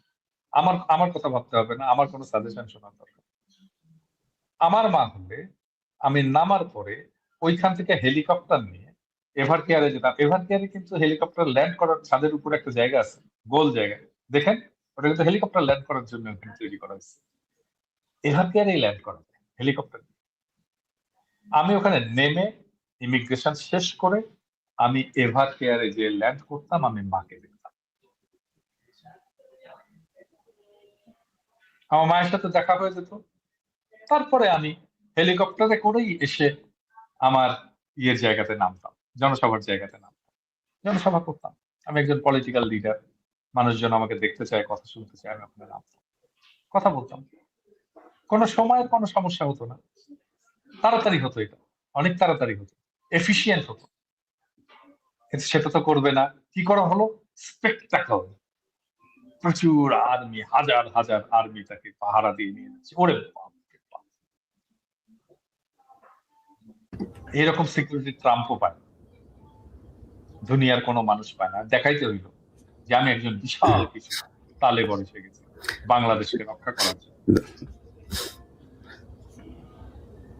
দাদা হ্যাঁ, দাদা আমরা আমরা ফাঁকে একটু আমাদের সাথে কয়েকজন প্রার্থী যুক্ত আছেন, হ্যাঁ, ওনাদের কাছ থেকে 1 মিনিট 2 মিনিট করে একটু বক্তব্য নিয়ে নিয়ে, ওনারা যেহেতু ব্যস্ত আছেন একটু ছেড়ে দিই। হ্যাঁ, আচ্ছা। আচ্ছা, ইলিয়াস, আমি হয়তো আর একটা প্রশ্নের জন্য থাকতে পারবো। তুমি তো জানো যে আমার আমি এখানে একটা কাজের মধ্যে আছি। হ্যাঁ, না না, ঠিক আছে ঠিক আছে, আমি ওনাদেরকে একটু করে আমরা শর্টেই ছেড়ে দিব। তুমি নাও আমাদের নাও সাথে একদম। আমরা ব্যারিস্টার আরমান ভাই যুক্ত হয়েছেন। মিস্টার আরমান ভাই, জি আরমান ভাই, আপনার এখানে কি অবস্থা? নানান ধরনের চাপগুলো ছিল, সেগুলো কতটা কাটিয়ে উঠেছেন? আলহামদুলিল্লাহ, মানুষের ভিতরে আমরা ব্যাপক সাড়া লক্ষ্য করছি, এবং যদি তারা শুধু নিরাপদে ঘর থেকে বেরিয়ে ভোট দিয়ে নিরাপদে ঘরে আসতে পারে, এবং যেই মার্কা তারা ভোট দিয়েছে সেই মার্কা যদি কাউন্ট হয়, তাহলে তো আমরা একটি গণবিপ্লব আশা করছি। কিন্তু আমরা প্রশাসনের ভিতরে ব্যাপক পক্ষপাতিত্ব দেখতে পাচ্ছি। আজকে আমার একটি বড় কেন্দ্রে যেখানে 26,000 ভোট, সেখানে ইলেকশন কমিশন সিসিটিভি ক্যামেরা লাগিয়ে গিয়েছে। আজকে সিটি কর্পোরেশনের লোক সেটা খুলে ফেলার চেষ্টা করেছে। আমার লোকজন নিয়ে সেখানে তাদের সাথে বাধা দিয়েছি। প্লাস আমি যখন সহকারী রিটার্নিং অফিসারকে ফোন করলাম, তারা বললো যে আমরা এখান থেকে খুলে যেখানে প্রয়োজন সেখানে নিয়ে যাবো। আমি কোথায় সেটা আমার পরে জানাবো। কোনো মতো সদুত্তর দিতে পারেনি। পরে আমি সাথে সাথে জুডিশিয়াল ম্যাজিস্ট্রেট, সাংবাদিক সব জায়গায় যখন করলাম, লোকজন জড়ো হয়ে গেল, তখন তারা না খুলে চলে গেছে। কেমন করে একজন একটি সরকারি পোলিং স্টেশনের ভিতরে ঢুকে সিটি কর্পোরেশনের লোক ইলেকশন কমিশনের লাগানো সিসিটিভি ক্যামেরা খুলে নেওয়ার উদ্যোগ গ্রহণ করতে পারে, এটাই তো আমার বুঝে আসে না। আমি যখন সবাইকে ইনফর্ম করলাম, এখন পর্যন্ত কারোর বিরুদ্ধে কোনো ব্যবস্থা নেওয়া হয় নাই। শুধু জুডিশিয়াল ম্যাজিস্ট্রেট, একজন হিন্দু মহিলা আছেন, উনি খুব সাহসিকতার ভূমিকা রেখেছেন। উনি বলেছেন যে একবার লাগানো হয়েছে, এখন সর্বোচ্চ জায়গা থেকে এটা খোলা যাবে না। আমি শুধু একটা উদাহরণ দিলাম। আমার 173টা কেন্দ্র রয়েছে, আমার ওই কেন্দ্রের আশেপাশে লোক ছিল বলে তারা খেয়াল করেছে। আজকে রাতের অন্ধকারে কয় জায়গায় কি হচ্ছে আমি কিছুই বলতে পারবো না। তো আমার খুবই বড় আশঙ্কা যে কোথায় কি হচ্ছে আমি জানি না। ধন্যবাদ। আচ্ছা, এই প্রসঙ্গে একটু বলে রাখি আর কি, মানে এটা হয়তো দর্শকরা জানে না যে আরমান আর আমার বাসা কিন্তু মিরপুরে এক জায়গায়, পাশাপাশি বাসা আমার। এবং সেই জন্য আমি তো জাতীয় দাদা, সবাই দাদা বলে, আরমান আমাকে দুলাভাই বলে ডাকে আর কি। হ্যাঁ, তো আমার দর্শকদের জন্য, আমার পাঠকদের জন্য, আমার শ্যালকের জন্য আমি ভোট চেয়ে রাখতাম। হ্যাঁ, আরমানকে বিপুল ভোটে বিজয়ী করবে। আমি আমার আসনটা ভিন্ন, যেখানে আমার সাফিসিয়েন্ট ম্যান পাওয়ার আছে। ইনশাল্লাহ যদি কেউ বল প্রয়োগ করতে পারে, আমি জানি না কি করতে পারবো, কিন্তু আমার লোকরা জীবন দিয়ে দাঁড়িয়ে থাকবে। কিন্তু ঢাকার সব জায়গায় আমাদের এই অবস্থা নেই, দেশের সব জায়গায় অবস্থা নেই। আমরা সব জায়গায় ফিজিক্যালি সবার সাথে ম্যাচ করতে পারবো না। প্রশাসন যদি নিরাপত্তা না দিতে পারে, তাহলে প্রশাসন থেকে কি লাভ, এটা আমার প্রশ্ন। সো আমি জানি না, আমি আল্লাহর প্রতি তাওয়াক্কুল করে মাঠে আছি, আল্লাহ ভালো জানেন। ধন্যবাদ। ইনশাল্লাহ। জি আরমান ভাই, ধন্যবাদ আপনাকে যুক্ত হওয়ার জন্য। আমাদের সাথে আরো 2জন মানুষ আছে, আমরা ছোট করে শুনে আসবো। জনাব মাওলানা ফজলুল করিম আছেন, ভোলা 2 আসনে খুব স্পর্শকাতর একটা জায়গা থেকে তিনি যুক্ত হয়েছেন। সেখানে খুবই একটা খারাপ অবস্থার ভেতরে যাচ্ছে, কারণ গডফাদার মাফিয়া হাফিজ ইব্রাহিম সেই আসনে তিনি আসলে সরি, আমাকে একটু প্রতিদ্বন্দ্বিতা করছেন। করা যায়, আমি আবার কিছু একটা মিটিং এর মধ্যে ছিলাম, আমাকে যদি জি জি প্লিজ। তো আমরা এই মজলুম তিনারা ফজলুল করিম, তিনি একজন মজলুম একজন মানুষ। তিনি এখনো সেই একই অবস্থায় আছেন। তার যে নেতাকর্মী তাদেরকে নানাভাবে হুমকি দেওয়া হচ্ছে, তাদেরকে মারধর করা হচ্ছে। আমার গতকালের 15 মিনিটস অনুষ্ঠানটা ওই হাফিজ ইব্রাহিমের যে অত্যাচারের শিকার সেই এলাকার মানুষের কিছু বক্তব্য সেখানে প্রচার করা হয়েছে। জনাব মাওলানা ফজলুল করিম, আপনার ওইখানে সর্বশেষ অবস্থাটা আমাদেরকে একটু 1 মিনিটে একটু বলবেন। সর্বশেষ আসসালামু আলাইকুম। সর্বশেষ পরিস্থিতি হচ্ছে এই যে সর্বসাকুল্যে এ পর্যন্ত 35টা স্পটে আমাদের নেতা কর্মীদেরকে আহত করা হয়েছে। তাদের আমরা হাসপাতালে ভর্তি করাইছি। এই ব্যাপারে একাত্র করে আমরা জেলা প্রশাসক সহ রিটার্নিং কর্মকর্তা যিনি এবং অন্যান্য সহকারী রিটার্নিং কর্মকর্তা তাদের সেখানে এবং নৌকরি সহ সব জায়গায় আমরা এগুলি পৌঁছাইছি। কিন্তু এগুলির কোনো সঠিক মানে তদারকি এবং নিরপেক্ষ কোনো ব্যবস্থা আমরা এখন পর্যন্ত দেখি নাই। ইতিমধ্যে গত রাতে আমাদের ফুতুবা ইউনিয়নের আমির মাওলানা নুরুল করিমের বাসায় 2 বার আমাদের নৌবাহিনী রেড দিয়েছে, কিছু পায়নি। সকালবেলা তার মা আবার দেখতে পেল তাদের পাশের জমিতে কিছু একটা পড়ে আছে। তো পুলিশকে খবর দেওয়া হলো, অথবা পুলিশ নিজ দায়িত্বে সেখানে গেল, গিয়ে সেখান থেকে কিছু জঙ্গে ধরা দেশীয় বগিদাটা রামদাটা এগুলি সেটা উদ্ধার করলো। এখন এই যে একজন সম্মানিত মানুষ, তার বাসায় দুইবার রেড দেওয়া, কিছু না পাওয়া, এরপরে আবার এটা করা, হেনস্থা করা, এটা আসলে আমরা তো নৌবাহিনী সেনাবাহিনী এদেরকে জনগণ দেখলে হাততালি দিয়ে তাদেরকে স্বাগত জানায় এবং মনে করে যে আমরা কিছুটা সেফ। কিন্তু তাদের এই দ্বিমুখী আচরণ যেটা, সেটা আসলে জনগণের কাছে একটা ভুল মেসেজ যায়। এবং এখনো এই মাত্র আমরা ভিডিওতে দেখলাম যে হাফিজ ইব্রাহিমের লোকেরা মোটরসাইকেল দিয়ে বিভিন্ন ইউনিয়নে মহড়া দিচ্ছে এবং ধর ধর করে এরকম কথা বলছে এবং প্যানিক সৃষ্টি করছে। আর আরেকটা খবর আমাদের কাছে আছে, তারা এই রাতের শেষে অথবা আগামী রাতে ব্যাপক বোমাবাজি করবে, যাতে করে জনগণের মধ্যে একটা আতঙ্ক সৃষ্টি হয়। আমরা আজকে এই ব্যাপারে সংবাদ সম্মেলন করেছি এবং এই ব্যাপারে আমরা যথাযথ কর্তৃপক্ষের কাছে আবেদন জানিয়েছি। আর আপনি ভিডিওতে যে সমস্ত চিত্রগুলি তুলে এনেছেন তা আমার মনে হয় যে হয়তো 100 ভাগের 10 ভাগও আপনি আনতে পারেন নাই, তবে যেটুকু আনছেন সেটুকু একেবারেই সত্য এলাকার লোকজনের কথা। আমরাও আলহামদুলিল্লাহ এতে যেটা বুঝতে পেরেছি যে আপনি সুদূর পূর্বাসে থেকে এইভাবে সত্য চিত্রটা তুলে এনেছেন, এই জন্য জনগণ আপনাকে ধন্যবাদ জানাচ্ছে, আমিও ধন্যবাদ জানাচ্ছি। এই হলো আমার কাছে জানা সর্বশেষ অবস্থা। জি, মাওলানা ফজলুল করিম, আপনি ব্যস্ত মানুষ, আপনি আপনার প্রচারণার কাজে চলে যেতে পারেন। জি, ধন্যবাদ। মাসুদ পারভেজ রাসেল ভাই, আমাদের শেষ এমপি প্রার্থী যিনি আছেন আমার নিজ জেলা চুয়াডাঙ্গার, তিনি আরেক মাফিয়ার কবলে পড়েছেন। সেখানে গোল্ড স্মাগলার যে দিলীপ আগারওয়ালা, ডায়মন্ড ওয়ার্ল্ডের সেই দিলীপ আগারওয়ালার খুব ঘনিষ্ঠ বন্ধু এবং ব্যবসায়িক পার্টনার টরিকের ভাই হচ্ছে শরীফুজ্জামান শরীফ, আমাদের এখানের এমপি নির্বাচন করছেন। তিনি ধানের শীষ প্রার্থী। এই বিষয়টা আমি নিজে তারেক রহমানকেও জানিয়েছিলাম, তাদের দলের নেতা নীতি নির্ধারণী তাদেরকেও জানিয়েছি।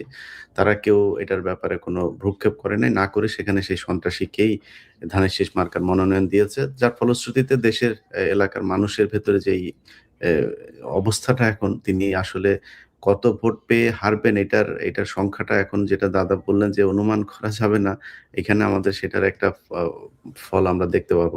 রাসেল ভাই, আপনাদের এইখানের অবস্থা কি? আচ্ছা, মাসুদ পারভেজ রাসেল হচ্ছে আমাদের চুয়াডাঙ্গা 1 আসনের এমপি প্রার্থী। উনি অ্যাডভোকেট, আইন পেশার সাথে জড়িত ছিলেন। রাসেল ভাই, কি অবস্থা বলেন, সবশেষ মানুষকে জানানোর মতো কি আছে আপনার আমি ইলিয়াস, আমাকে একটু যদি বিদায় দেওয়া যায় ভালো হতো। আপনি আরো 5 মিনিট থাকতে হবে, দাঁড়ান ওনার এটা শেষ করে তারপরে আপনি।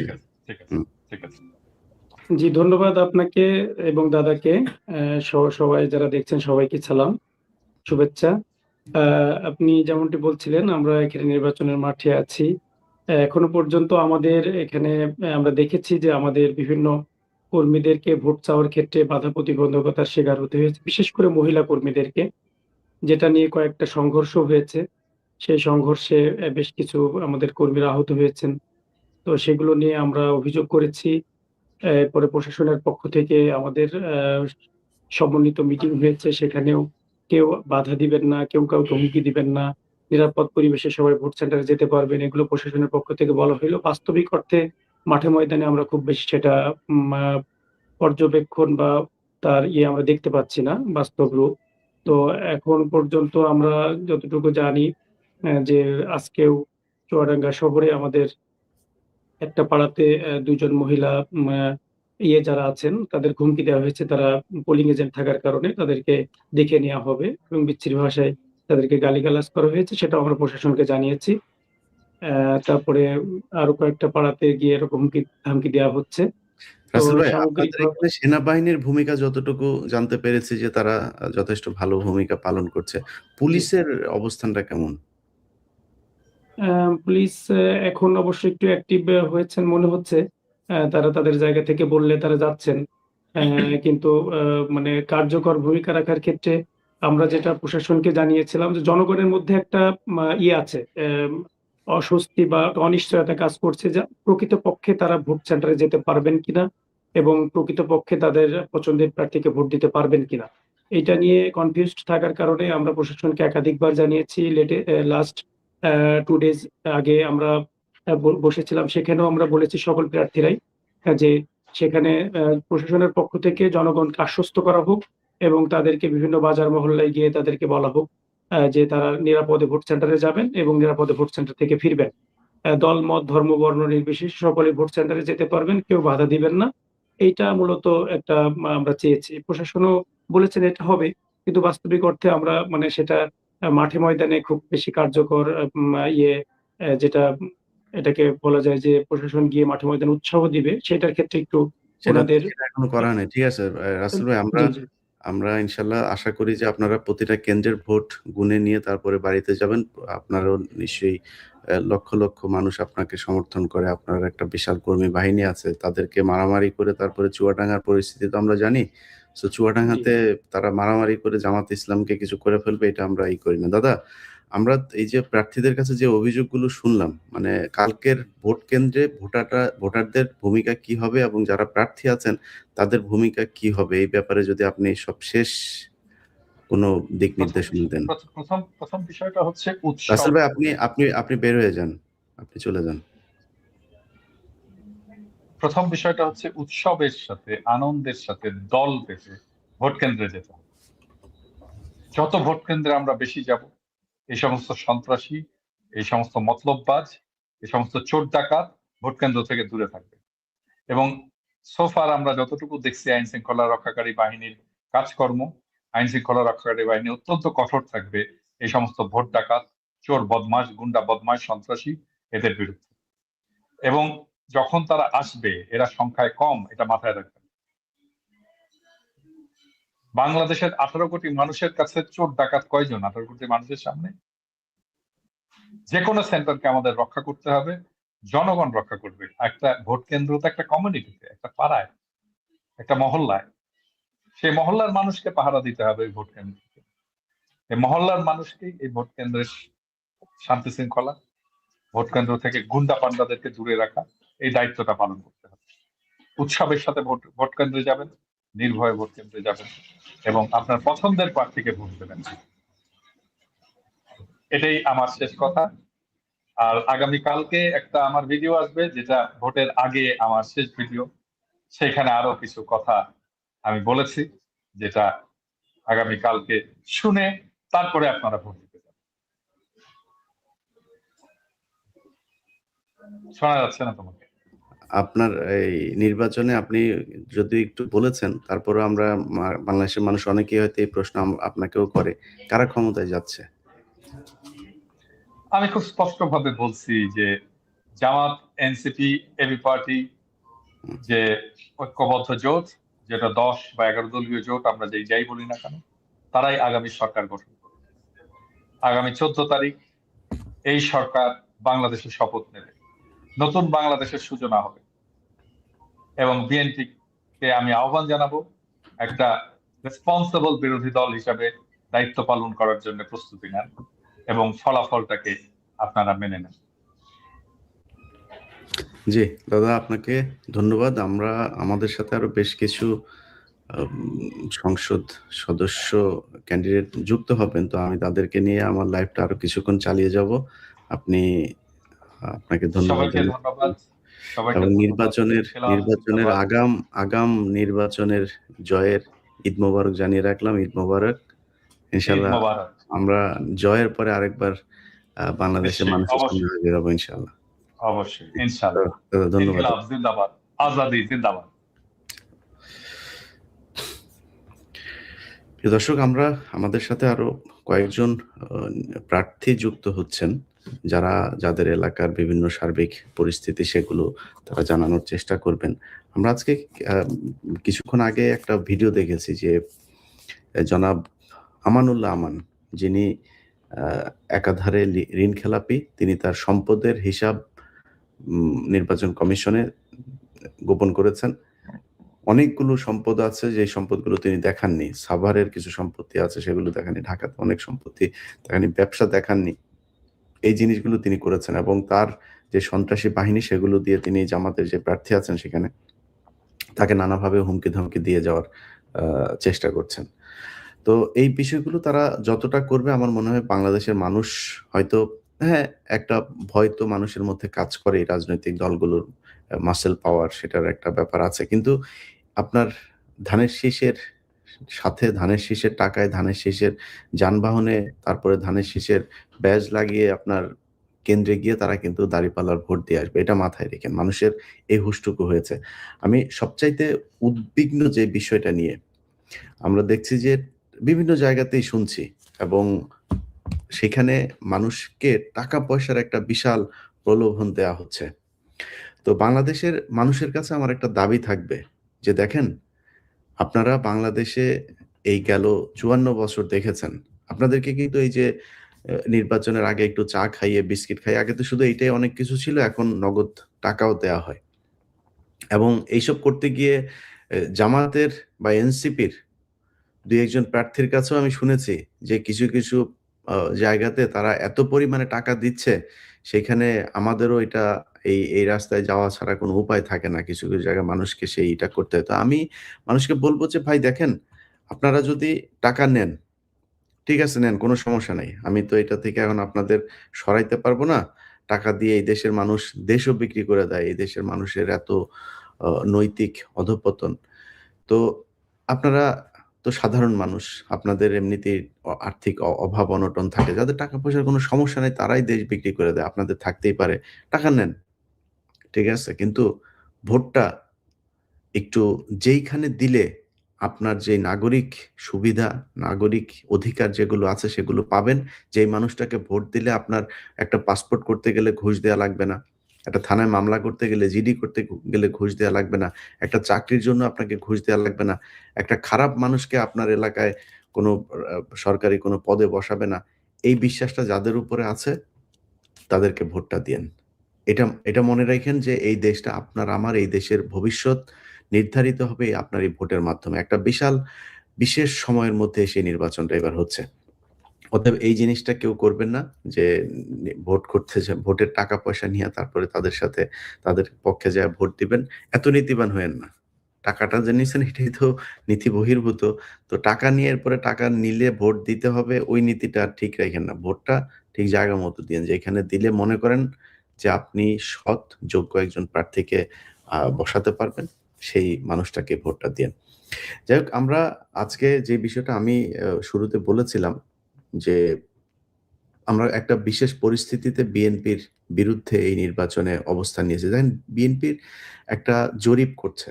তারা বিভিন্ন পত্রিকাগুলো আ কিছুক্ষণ আগে একটা নিউজ দেখলাম আরটিভিতে। আরটিভি হচ্ছে বিএনপির তথ্য গবেষণা বিষয়ক সম্পাদক এক বাটপার আছে ওয়াহিদুজ্জামান।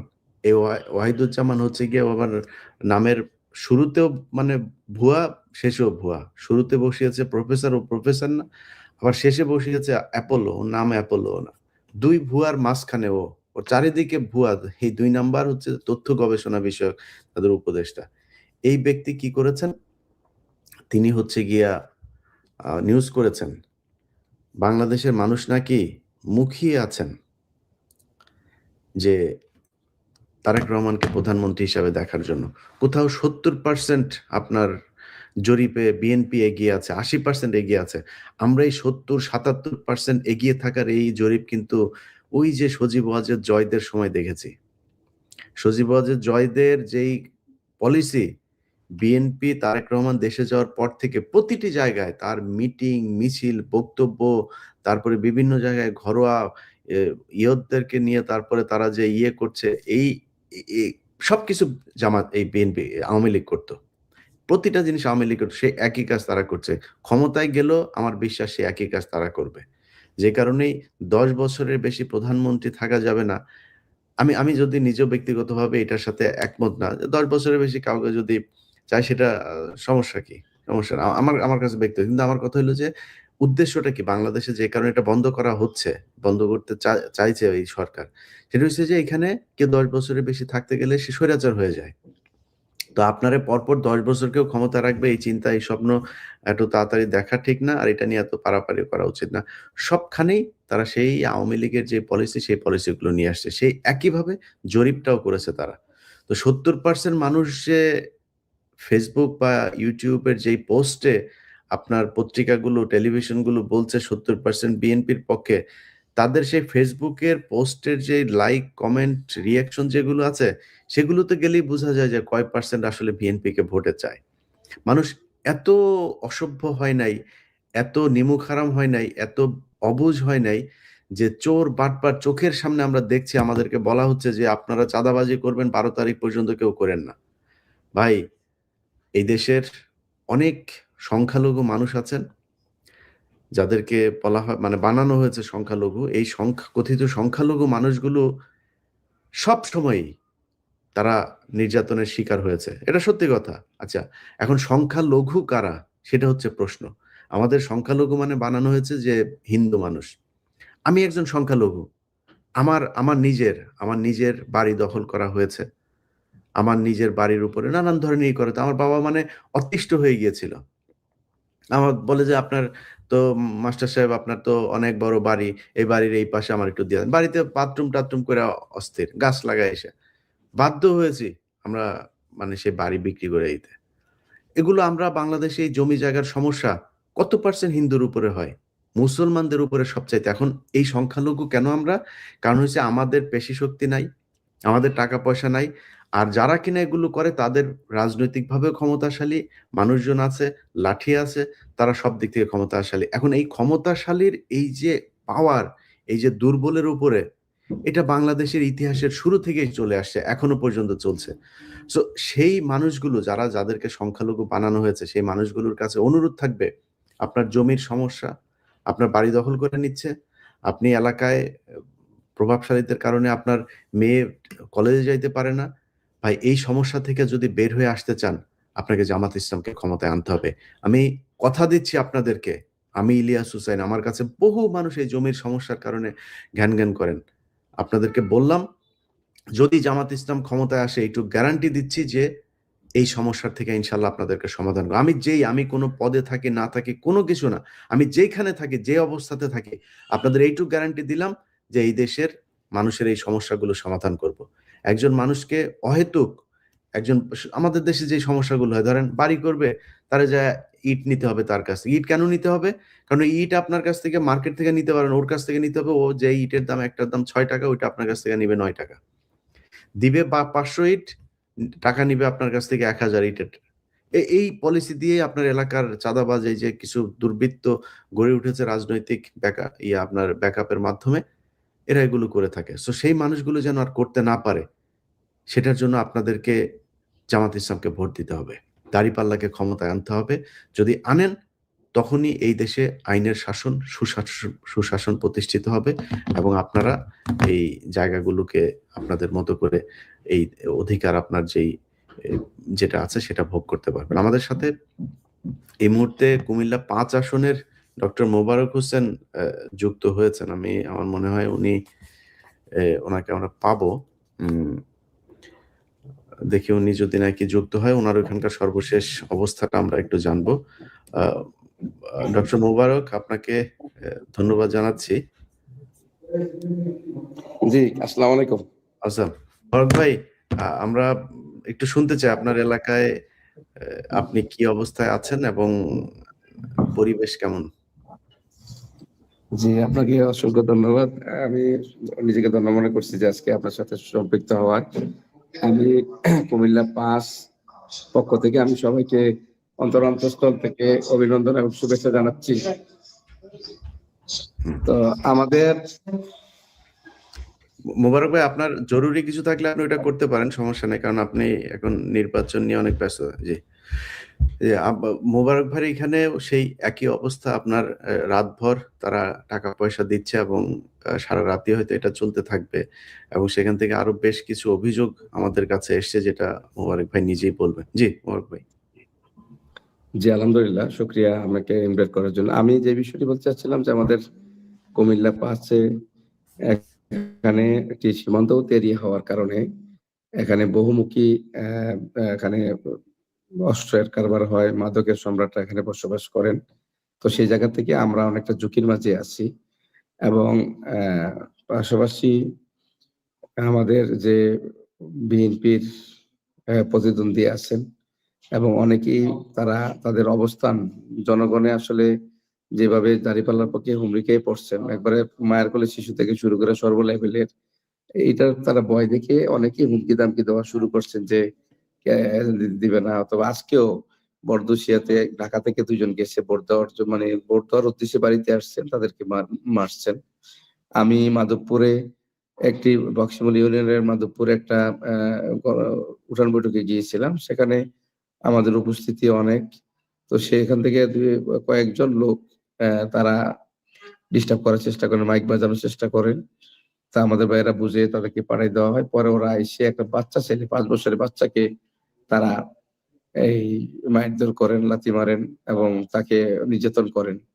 তো এরকমভাবে কয়েক জায়গায় এরকম হইছে। আজকে একজন আমাদের সুনামধন্য ডাক্তার মুজাম্মেল, সে ঢাকা মেডিকেলে সুনামধন্য একজন প্রফেসর। সে স্বাভাবিকভাবে লোকজনের সাথে সাক্ষাৎ করতেছেন। একজন এসে তার উপরে গায়ে হাত দিচ্ছেন। তো এই বিষয়গুলো নিঃসন্দেহে আমাদের জন্য দুঃখজনক যে তারা রাজনৈতিকভাবে মোকাবেলা না করতে পেরে বিচ্ছিন্নভাবে শিশুদের উপরে, নারীদের উপরে এবং রিক্শাওয়ালা, ভ্যানওয়ালাদের উপরে তারা আক্রমণ করে যাচ্ছেন। এটা আমাদের জন্য আসলে আমি মনে করি একটা স্বাধীন দেশের জন্য একটা দুঃখজনক বিষয়। তো এই বিষয়গুলো আমরা জানাচ্ছি প্রশাসনকে। প্রশাসনের যত সম্ভব চেষ্টা করে যাচ্ছেন এবং আমরাও ফিল করি যে প্রশাসন আরো সুষ্ঠু, সুন্দর, নিরপেক্ষ করার লক্ষ্যে আমাদের সীমান্তবর্তী এরিয়াগুলোতে বিভিন্ন ধরনের অবৈধ অস্ত্র উদ্ধারের জন্য যে অভিযান চালানো দরকার, সেটা আমি মনে করি পর্যাপ্ত তারা করছেন না।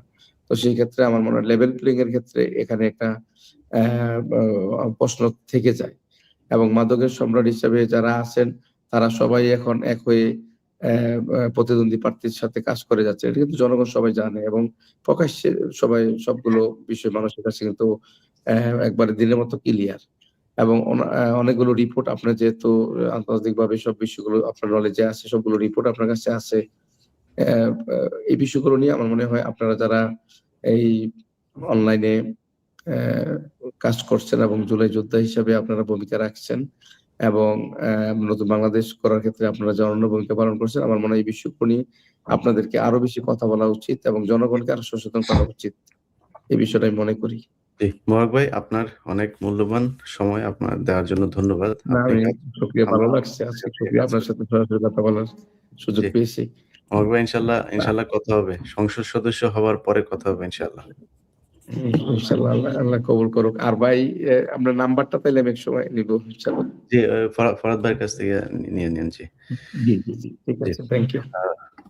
প্রিয় দর্শক, আমরা আপনাদের যারা প্রার্থী আছেন তাদেরকে আমার কিছু পরামর্শ আছে। সেই পরামর্শটা হচ্ছে, ধরেন প্রথমত হচ্ছে প্রশাসনে এখন পর্যন্ত যারা মনে করছেন যে কোনো বিশেষ দল ক্ষমতায় চলে আসবে এবং সেটা মনে করে যদি কেউ কোনো অপকর্ম করে থাকেন, আপনাদের ৫ তারিখের পরে যে ক্ষমাটা আপনারা পেয়েছিলেন সেই ক্ষমা কিন্তু পাবেন। অনেক জায়গা থেকে অনেক তথ্য আসে। এখন পর্যন্ত সোফার সেনাবাহিনীর ভূমিকা আমরা খারাপ পাই নাই।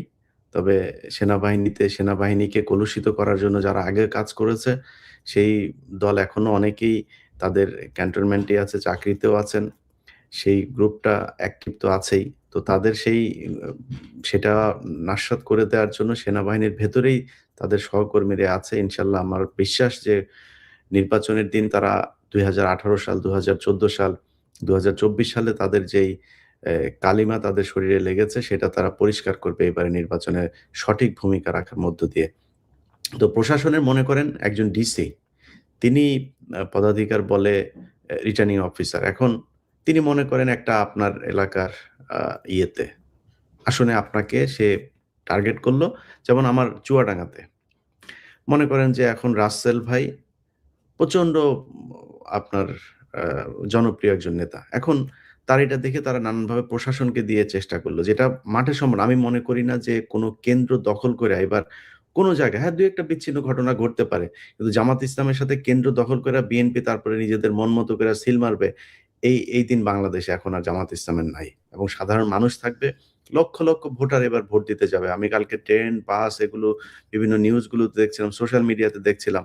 সেখানে সেই মানুষগুলো আপনার দেশে গিয়ে আপনারে জোর কইরা হাসিনার মতো সিল মারতে দিবে, এটা মনে করার কোনো কারণ নেই। সেটা সম্ভব না। কিন্তু যেটা হইতে পারে সেটা হলো ডিসি অফিস থেকে আপনার একটা ফল ঘোষণা করা হইলো। এটার জন্য আমার পরামর্শ হচ্ছে, যারা প্রার্থী আছেন তাদের প্রতিটা কেন্দ্রের হিসাব রাখতে হবে। সেই কেন্দ্রের ভেতরে আপনার কতজন লোক কোন জায়গায় কার অবস্থান থাকবে, এবং যারা এখানে মারামারি করতে আসবে এরকম খবর আপনাদের যাদের ব্যাপারে থাকবে সেইসব জায়গায় আপনাদের প্রস্তুতি থাকতে হবে। আচ্ছা, এখন কেন্দ্রগুলোতে যেটা হবে, মনে করেন রাত ৪টার সময় মনে করেন বা ৫টার সময় নির্বাচন শেষ হইলো। আপনার ভোট গণনা শুরু হলো ধরেন ৮টা থেকে, আপনি ১২টা ১টা পর্যন্ত আপনি ৩টা পর্যন্ত ভোট গণনার সময় লাগলো, কোনো সমস্যা নেই। কিন্তু ভোট গণনা করার পরে ওই কেন্দ্র থেকে আপনাকে রেজাল্ট নিতে হবে, এবং ওই রেজাল্ট যখন ঘোষণা হবে এটা আপনারা ভিডিও করবেন। প্রতিটা মানুষ আপনাদের সাথে মোবারক ভাই, আমার মনে হয় আপনি বের হয়ে যেতে পারেন। আপনি কাজ করেন।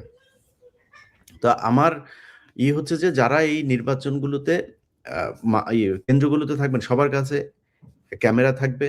চাইলে আপনারা বডি ক্যামেরা রাখতে পারেন, চাইলে মোবাইল রাখতে পারেন, বাট আপনার কাছে ক্যামেরা থাকতে হবে। যেখানে যেটা ঘটবে সাথে সাথে আপনাদেরকে সেটার ব্যাপারে পদক্ষেপ নিতে হবে। আমি আমার এই লাইভের মাধ্যমে যারা দেখছেন তাদেরকে বলি, আমার একটা ইমেল অ্যাড্রেস আছে 15minutesbd@gmail.com। 15 আমি একদম স্পেল করি যাতে আপনাদের সুবিধা হয়। 15minutesbd, that means 15minutesbd@gmail.com। এখানে আপনারা যখন যেটা আসে সেটা করবেন, জানাবেন। এবং বাংলা এডিশনও আপনাদের মাঠে থাকবে আগামীকালকে, এবং আপনাদের সহকর্মী যারা আমাদের আছেন তাদের ব্যাপারেও আপনারা তথ্য দিবেন। তাদের কাছে কোনো কিছু থাকলে আপনার নিজের ফোনে আপনি আপলোড করবেন। এখন ওই দিন নাই আওয়ামী লীগের মতো যে কেউ কোনো কিছু রেকর্ড করলেও সে চালাইতে পারবে না, এলাকায় বিশাল কিছু করে ফেলবে, এই অবস্থা হবে না। এবং বিএনপি, আমার বিশ্বাস যে রেজাল্ট যেটাই হোক বিএনপির মেনে নেওয়া, যদি বিএনপির বিরুদ্ধে যায় সেটা মেনে নেওয়া উচিত হবে। আমি এখনো তাদের মন মানসিকতা সেটাই দেখছি। কিছুক্ষণ আগে তারা কুমিল্লা যেই হাসনাত আব্দুল্লাহর আসনে মঞ্জুকে আপনার করা হয়েছে, আপনার এই যে বহিষ্কার করা হয়েছে বিএনপির পক্ষ থেকে। আচ্ছা, আমার আরেকটা ইমেল আপনাদেরকে বলে রাখি, আমার video@ilyashussein.com, এখানে আপনারা পাঠাইতে পারেন। @gmail.com আপনারা এখানেও দিতে পারেন। আর হচ্ছে গিয়ে আমাদের যে বিষয়গুলো, সরি আমি আমার আপনাকে আরেকবার একটু বলি, video@ilyashussein.com, আমার টিম থেকে মাত্র এটা পাঠাইলো, সেখানে আমাদের ভিডিওগুলো আমাদের থাকবে। সো আপনারা এখানেও পাঠাইতে পারেন। আচ্ছা, তো এখন আপনি যখন কিনা কেন্দ্রটা আপনার হাতে রাখলেন, আপনি সেখানে কেন্দ্রের ফলটা ঘোষণা হলো, আপনার ফোনে আপনি নিয়ে নিলেন, রেকর্ড থাকলো আপনি এই কেন্দ্রের, আপনার বলা হয়েছে যে প্রিজাইডিং অফিসার বলেছে যে এত ভোট আপনি পেয়েছেন। আপনার পুরো জেলার, আপনার পুরো আসনে আপনার ভোটার আছে ধরেন ৩ লাখ। এখন আপনি ওই কেন্দ্রে আপনি ভোট পেলেন ২৫০০। আচ্ছা, ২৫০০ পাওয়ার পরে যতগুলো কেন্দ্র আছে সবগুলো কেন্দ্র মিলিয়ে আপনি ভোট পাইলেন ২ লাখ। মানে আপনার ক্যালকুলেটরে আপনি হিসাব করে দেখলেন যে সবগুলো আপনাদের কর্মীদের সবার কেন্দ্রের ফলাফল আপনি যোগ করে দেখলেন ২ লাখ, আর ওই প্রার্থী পেয়েছে ৮০,০০০। এখন ৩ লাখ ভোটের মধ্যে ২,৮০,০০০, আপনি ২ লাখ, সে ৮০,০০০। এবার নির্বাচন কমিশনারের অফিসে যাওয়ার পরে, অর্থাৎ যিনি ডিসির অফিসে যখন আপনার ফলাফল ঘোষণা হবে, ডিসি বলল আপনি ভোট পেয়েছেন ১,১০,০০০, আপনার অপোনেন্ট পেয়েছে হচ্ছে ১,২৫,০০০। এখন আপনি তো সবগুলো আসনের যোগ করে রেখেছেন, সেটা নিয়ে যদি পরবর্তীতে মামলাও হয়, তদন্ত হয়, আপনি আপনার এগুলো সব দেখাইতে পারবেন। সো প্রতিটা কেন্দ্রে নির্বাচন হবে, প্রতিটা কেন্দ্রে প্রতিটা ভোট আপনি ঠিক জায়গায় পড়ছে কিনা, মানে সে তার মন মতো দিতে পারছে কিনা, তার সেটা চিন্তা করে কেউ তাকে জোর করে কোনো ভোট ব্যালটে তাকে সিল দেওয়াচ্ছে কিনা, তার ভোটটা অন্য কেউ দিয়ে দিচ্ছে কিনা, এগুলো ঠিক রাখতে হবে প্রতিটা ভোটে। আর প্রতিটা কেন্দ্রের হিসাব আপনাদেরকে নিতে হবে, এটা আপনাদের মাথায় রাখতে হবে। সো আমার মনে হয় যদি সেটা করা হয়, কোনো জায়গায় একটা জায়গাতেও তারা এই চুরি বাটপারি করে তারপরে জিতে আসবে, যা মনে চায় তাই করবে, এটা আমার মনে হয় না করতে পারবে। এটা আপনাদেরকে আমি বলে রাখলাম। আর হচ্ছে গিয়ে সেনাবাহিনীর যে বিষয়টা, সেনাবাহিনীর ভাই দেখেন, আপনারা এই দেশের প্রাণ, এই দেশের সার্বভৌমত্ব, এই দেশের সিকিউরিটি, এগুলোর জন্য আপনাদের বাইরে আমাদের আর কোনো শক্তি নাই যারা এই দেশটাকে রক্ষা করতে পারবে। অনেক দুর্নাম, অনেক অনেক অনেক বদনাম, অনেক অপকর্ম আপনারা করেছেন। এই অপকর্মগুলো থেকে আপনারা আহ, এই করলে যদি নাকি মনে করেন যে বের হয়ে আসতে চান, তাহলে আপনাদেরকে বাংলাদেশের মানুষের পক্ষে কাজ করতে হবে। বাংলাদেশের মানুষ যা চায়, বাংলাদেশের মানুষ যাকে ভোট দিতে চায়, যাকে নির্বাচিত করতে চায়, সেই রেজাল্ট বের করে আনার জন্য আপনার যে ভূমিকা, সেই ভূমিকা আপনি পালন করবেন, এটা আমি প্রত্যাশা করি। আমাদের সাথে ডক্টর মোহাম্মদ আবুল আহাদ আছেন। আব্দুল আহাদ ভাই, আপনি আমাদের খুব পরিচিত মুখ। আব্দুল আহাদ ভাই, তিনি আপনারা জানেন যে ওসমান হাদি, তার চিকিৎসার সাথেও তিনি খুব সরাসরি সম্পৃক্ত ছিলেন। বৈষম্য বিরোধী আন্দোলনেও তিনার যেই ভূমিকা, এটা অসীম। স্বৈরাচার বিরোধী আন্দোলনের শুরু থেকে শেষ পর্যন্ত তিনি ছিলেন, এখনো আছেন। তিনি নির্বাচনে পদপ্রার্থী হয়ে জামাতের জোটের সাথে আছেন। আহাদ ভাই, আপনার মার্কা তো শাপলাকলি, তাই না? জি জি, শাপলাকলি। জি, আপনার আসনের নামটাম বলেন, কি অবস্থা আপনার এলাকায়? জি, আসসালামু আলাইকুম। আমি দিনাজপুর 5 আসন থেকে আসন নাম্বার 10 লড়ছি। জামাত এনসিপি জোটের এনসিপির প্রার্থী হয়ে শাপলাকলি মার্কায়। আমার এখানে আমি যখন আপনার সাথে কথা বলছিলাম, আমাকে যখন লিঙ্ক পাঠানো হচ্ছিল, তখনই আমার এখানে আওয়ামী লীগের একজন আজকে সন্ধ্যার পরে আহ, টাকা দিয়ে ধানের শীষের পক্ষে ভোট চাচ্ছিল। তো ঠিক ওই সময়ে আমাদের ছাত্র শিবিরের আমাদের ইউনিয়নের সভাপতি, সাবেক সভাপতি, এখন জামাত ইসলামের আমার কেন্দ্রের এজেন্ট হিসেবে আছেন, সে ভিডিও করছিল এবং এই ভিডিও করা দেখে তারা বুঝতে পারে যে সে ভিডিও করে। পরবর্তীতে তাকে ফোন করে অন্য একটা নাম্বার থেকে তাকে আরেকটা বাসায় নিয়ে যাওয়া হয়। তো সে অন্য নাম্বার থেকে যেহেতু ফোন করা হয়েছে, সে বুঝতে পারে নাই। তার বাসায় গেলে তাকে বেধড়ক মারধর করা হয় এবং এটা 10 মিনিট আগের ঘটনা। আমরা প্রশাসনকে জানিয়েছি। আমি প্রশাসন, এসপি, সার্কেল সবাইকে জানিয়েছি ব্যাপারটা। আমরা কনসার্ন যে আমার এখানে আমার আসনে আওয়ামী লীগের যারা ছিল আগে, বিভিন্ন অপরাধের সাথে যুক্ত মামলা হয়েছিল।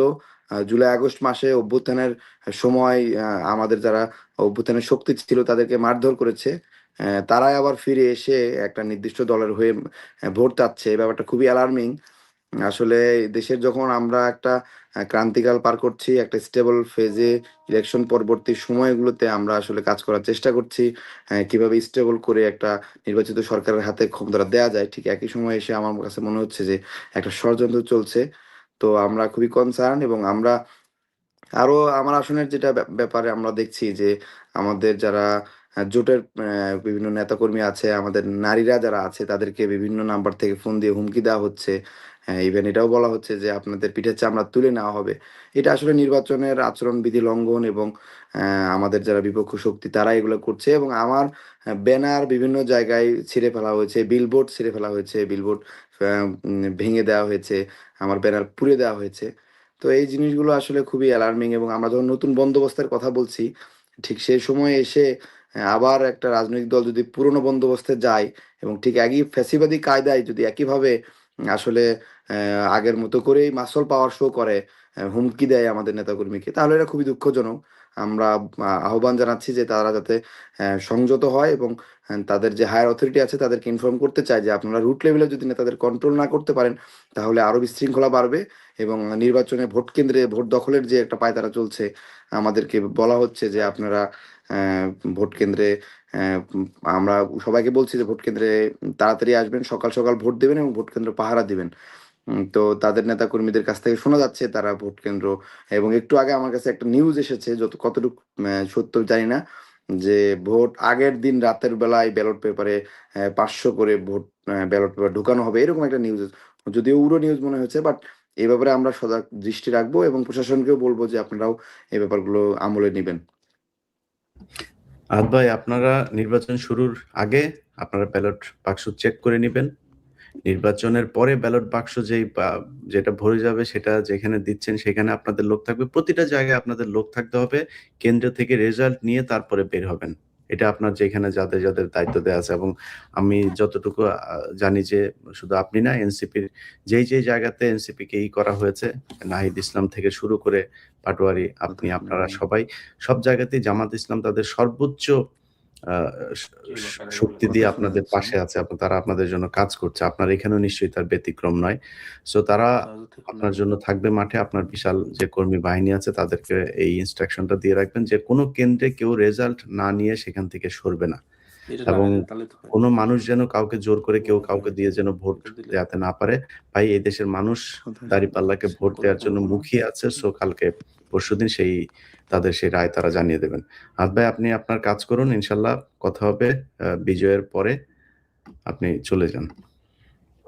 প্রিয় দর্শক, আমরা অনুষ্ঠান শেষের দিকে চলে এসেছি। যে বিষয়টা বলে আপনাদেরকে শেষ করব, যে জামাতে ইসলামী তাদেরকে এই জোটকে কেন ভোট দেওয়া হবে, সেটার যদি নাকি অনেকে অনেক প্রশ্ন করে থাকেন যে জামাত ইসলাম তারা হচ্ছে গুপ্ত বাহিনী, তারা গুপ্ত থেকে এতদিন নির্বাচন করেছে। হ্যাঁ, তারা তো তাদের কিছু কৌশল তো অবলম্বন করেছে। সেই কৌশল অবলম্বন করার জন্য তাদের যে উদ্দেশ্য ছিল সেই উদ্দেশ্য তারা বাস্তবায়ন করেছে 5 তারিখে। কিন্তু যদি এর বাইরে যদি নাকি বলা হয় যে প্রকাশ্যে থেকে কারা সবচাইতে বেশি রাজনীতি করেছে, সেটা কি বিএনপি নাকি জামাত? এই জামায়াতের 11 জন মানুষকে একদম প্রকাশ্যে ফাঁসি দেওয়া হয়েছে, একদম কোনো কারণ ছাড়া একটা বিচারিক হত্যাকাণ্ডের মাধ্যমে ফাঁসি দেওয়া হয়েছে। এই দলের শত শত মানুষকে, এদেরকে মানুষই মনে করা হতো না। এরা রোহিঙ্গাদের চাইতেও ভয়ঙ্কর একটা অবস্থার মধ্যে বাংলাদেশে ছিল। এদেরকে পেলেই মেরে ফেলা জায়েজ, সেটা নিয়ে নিউজ হয় না, পুলিশের বিরুদ্ধে কোনো অ্যাকশন হয় না, কোনো অভিযোগ হয় না, কোনো কিছুই না। এদের এমন 2013 সাল থেকে শুরু করে এই 2024 সাল পর্যন্ত এরকম একটা পরিস্থিতির ভেতর দিয়ে এই দলটা গিয়েছে। এই দলের এই ডক্টর শফিকুল ইসলাম মাসুদ, তারপরে দেলোয়ার ভাই, তারপরে হলো গিয়া এই যে যিনি আজকে জামাত ইসলামের আমির আছেন, রিমান্ডের পর রিমান্ড, এর মধ্য দিয়ে তারা গিয়েছে। তারা দেশ থেকে কেউ পলায় যায় নাই, দেশের বাইরে যাওয়াও কেউ বসে নাই। আমরা তো তাও সুবিধাজনক, আমরা রাজনীতি করি না যদিও, তারপর আমরা তো সুবিধাজনক অবস্থায় চলে আসতে পেরেছি। তাদেরকে দেশে বসে রাজনীতি করতে হয়েছে।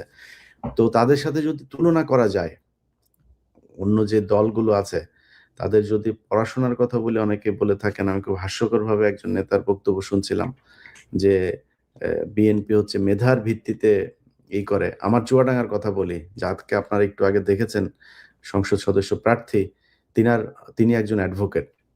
তিনার প্রতিদ্বন্দ্বী যিনি আছেন তিনি ক্লাস 5 পাস, শরীফুজ্জামান শরীফ। তো এই যে ব্যবধান আরো অনেক জায়গাতেই আছে, আমরা অনেক জায়গার কথা বললে আবার অনেক উপরে চলে যাবে, সেগুলো না বললাম। সো পড়াশোনার বহরে আমার এখানে যে কজন আসলো, উনি একজন ডক্টর।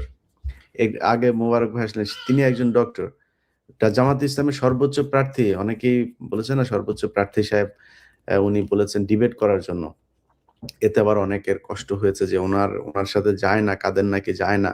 সো তারা কতটুকু পড়াশোনা করেছেন, ডক্টর শফিকুর রহমান কতটুকু পড়াশোনা করেছেন, এটা কিন্তু আমরা জানি। এখন এটা নিয়ে এত বেশি করার কিছু নাই।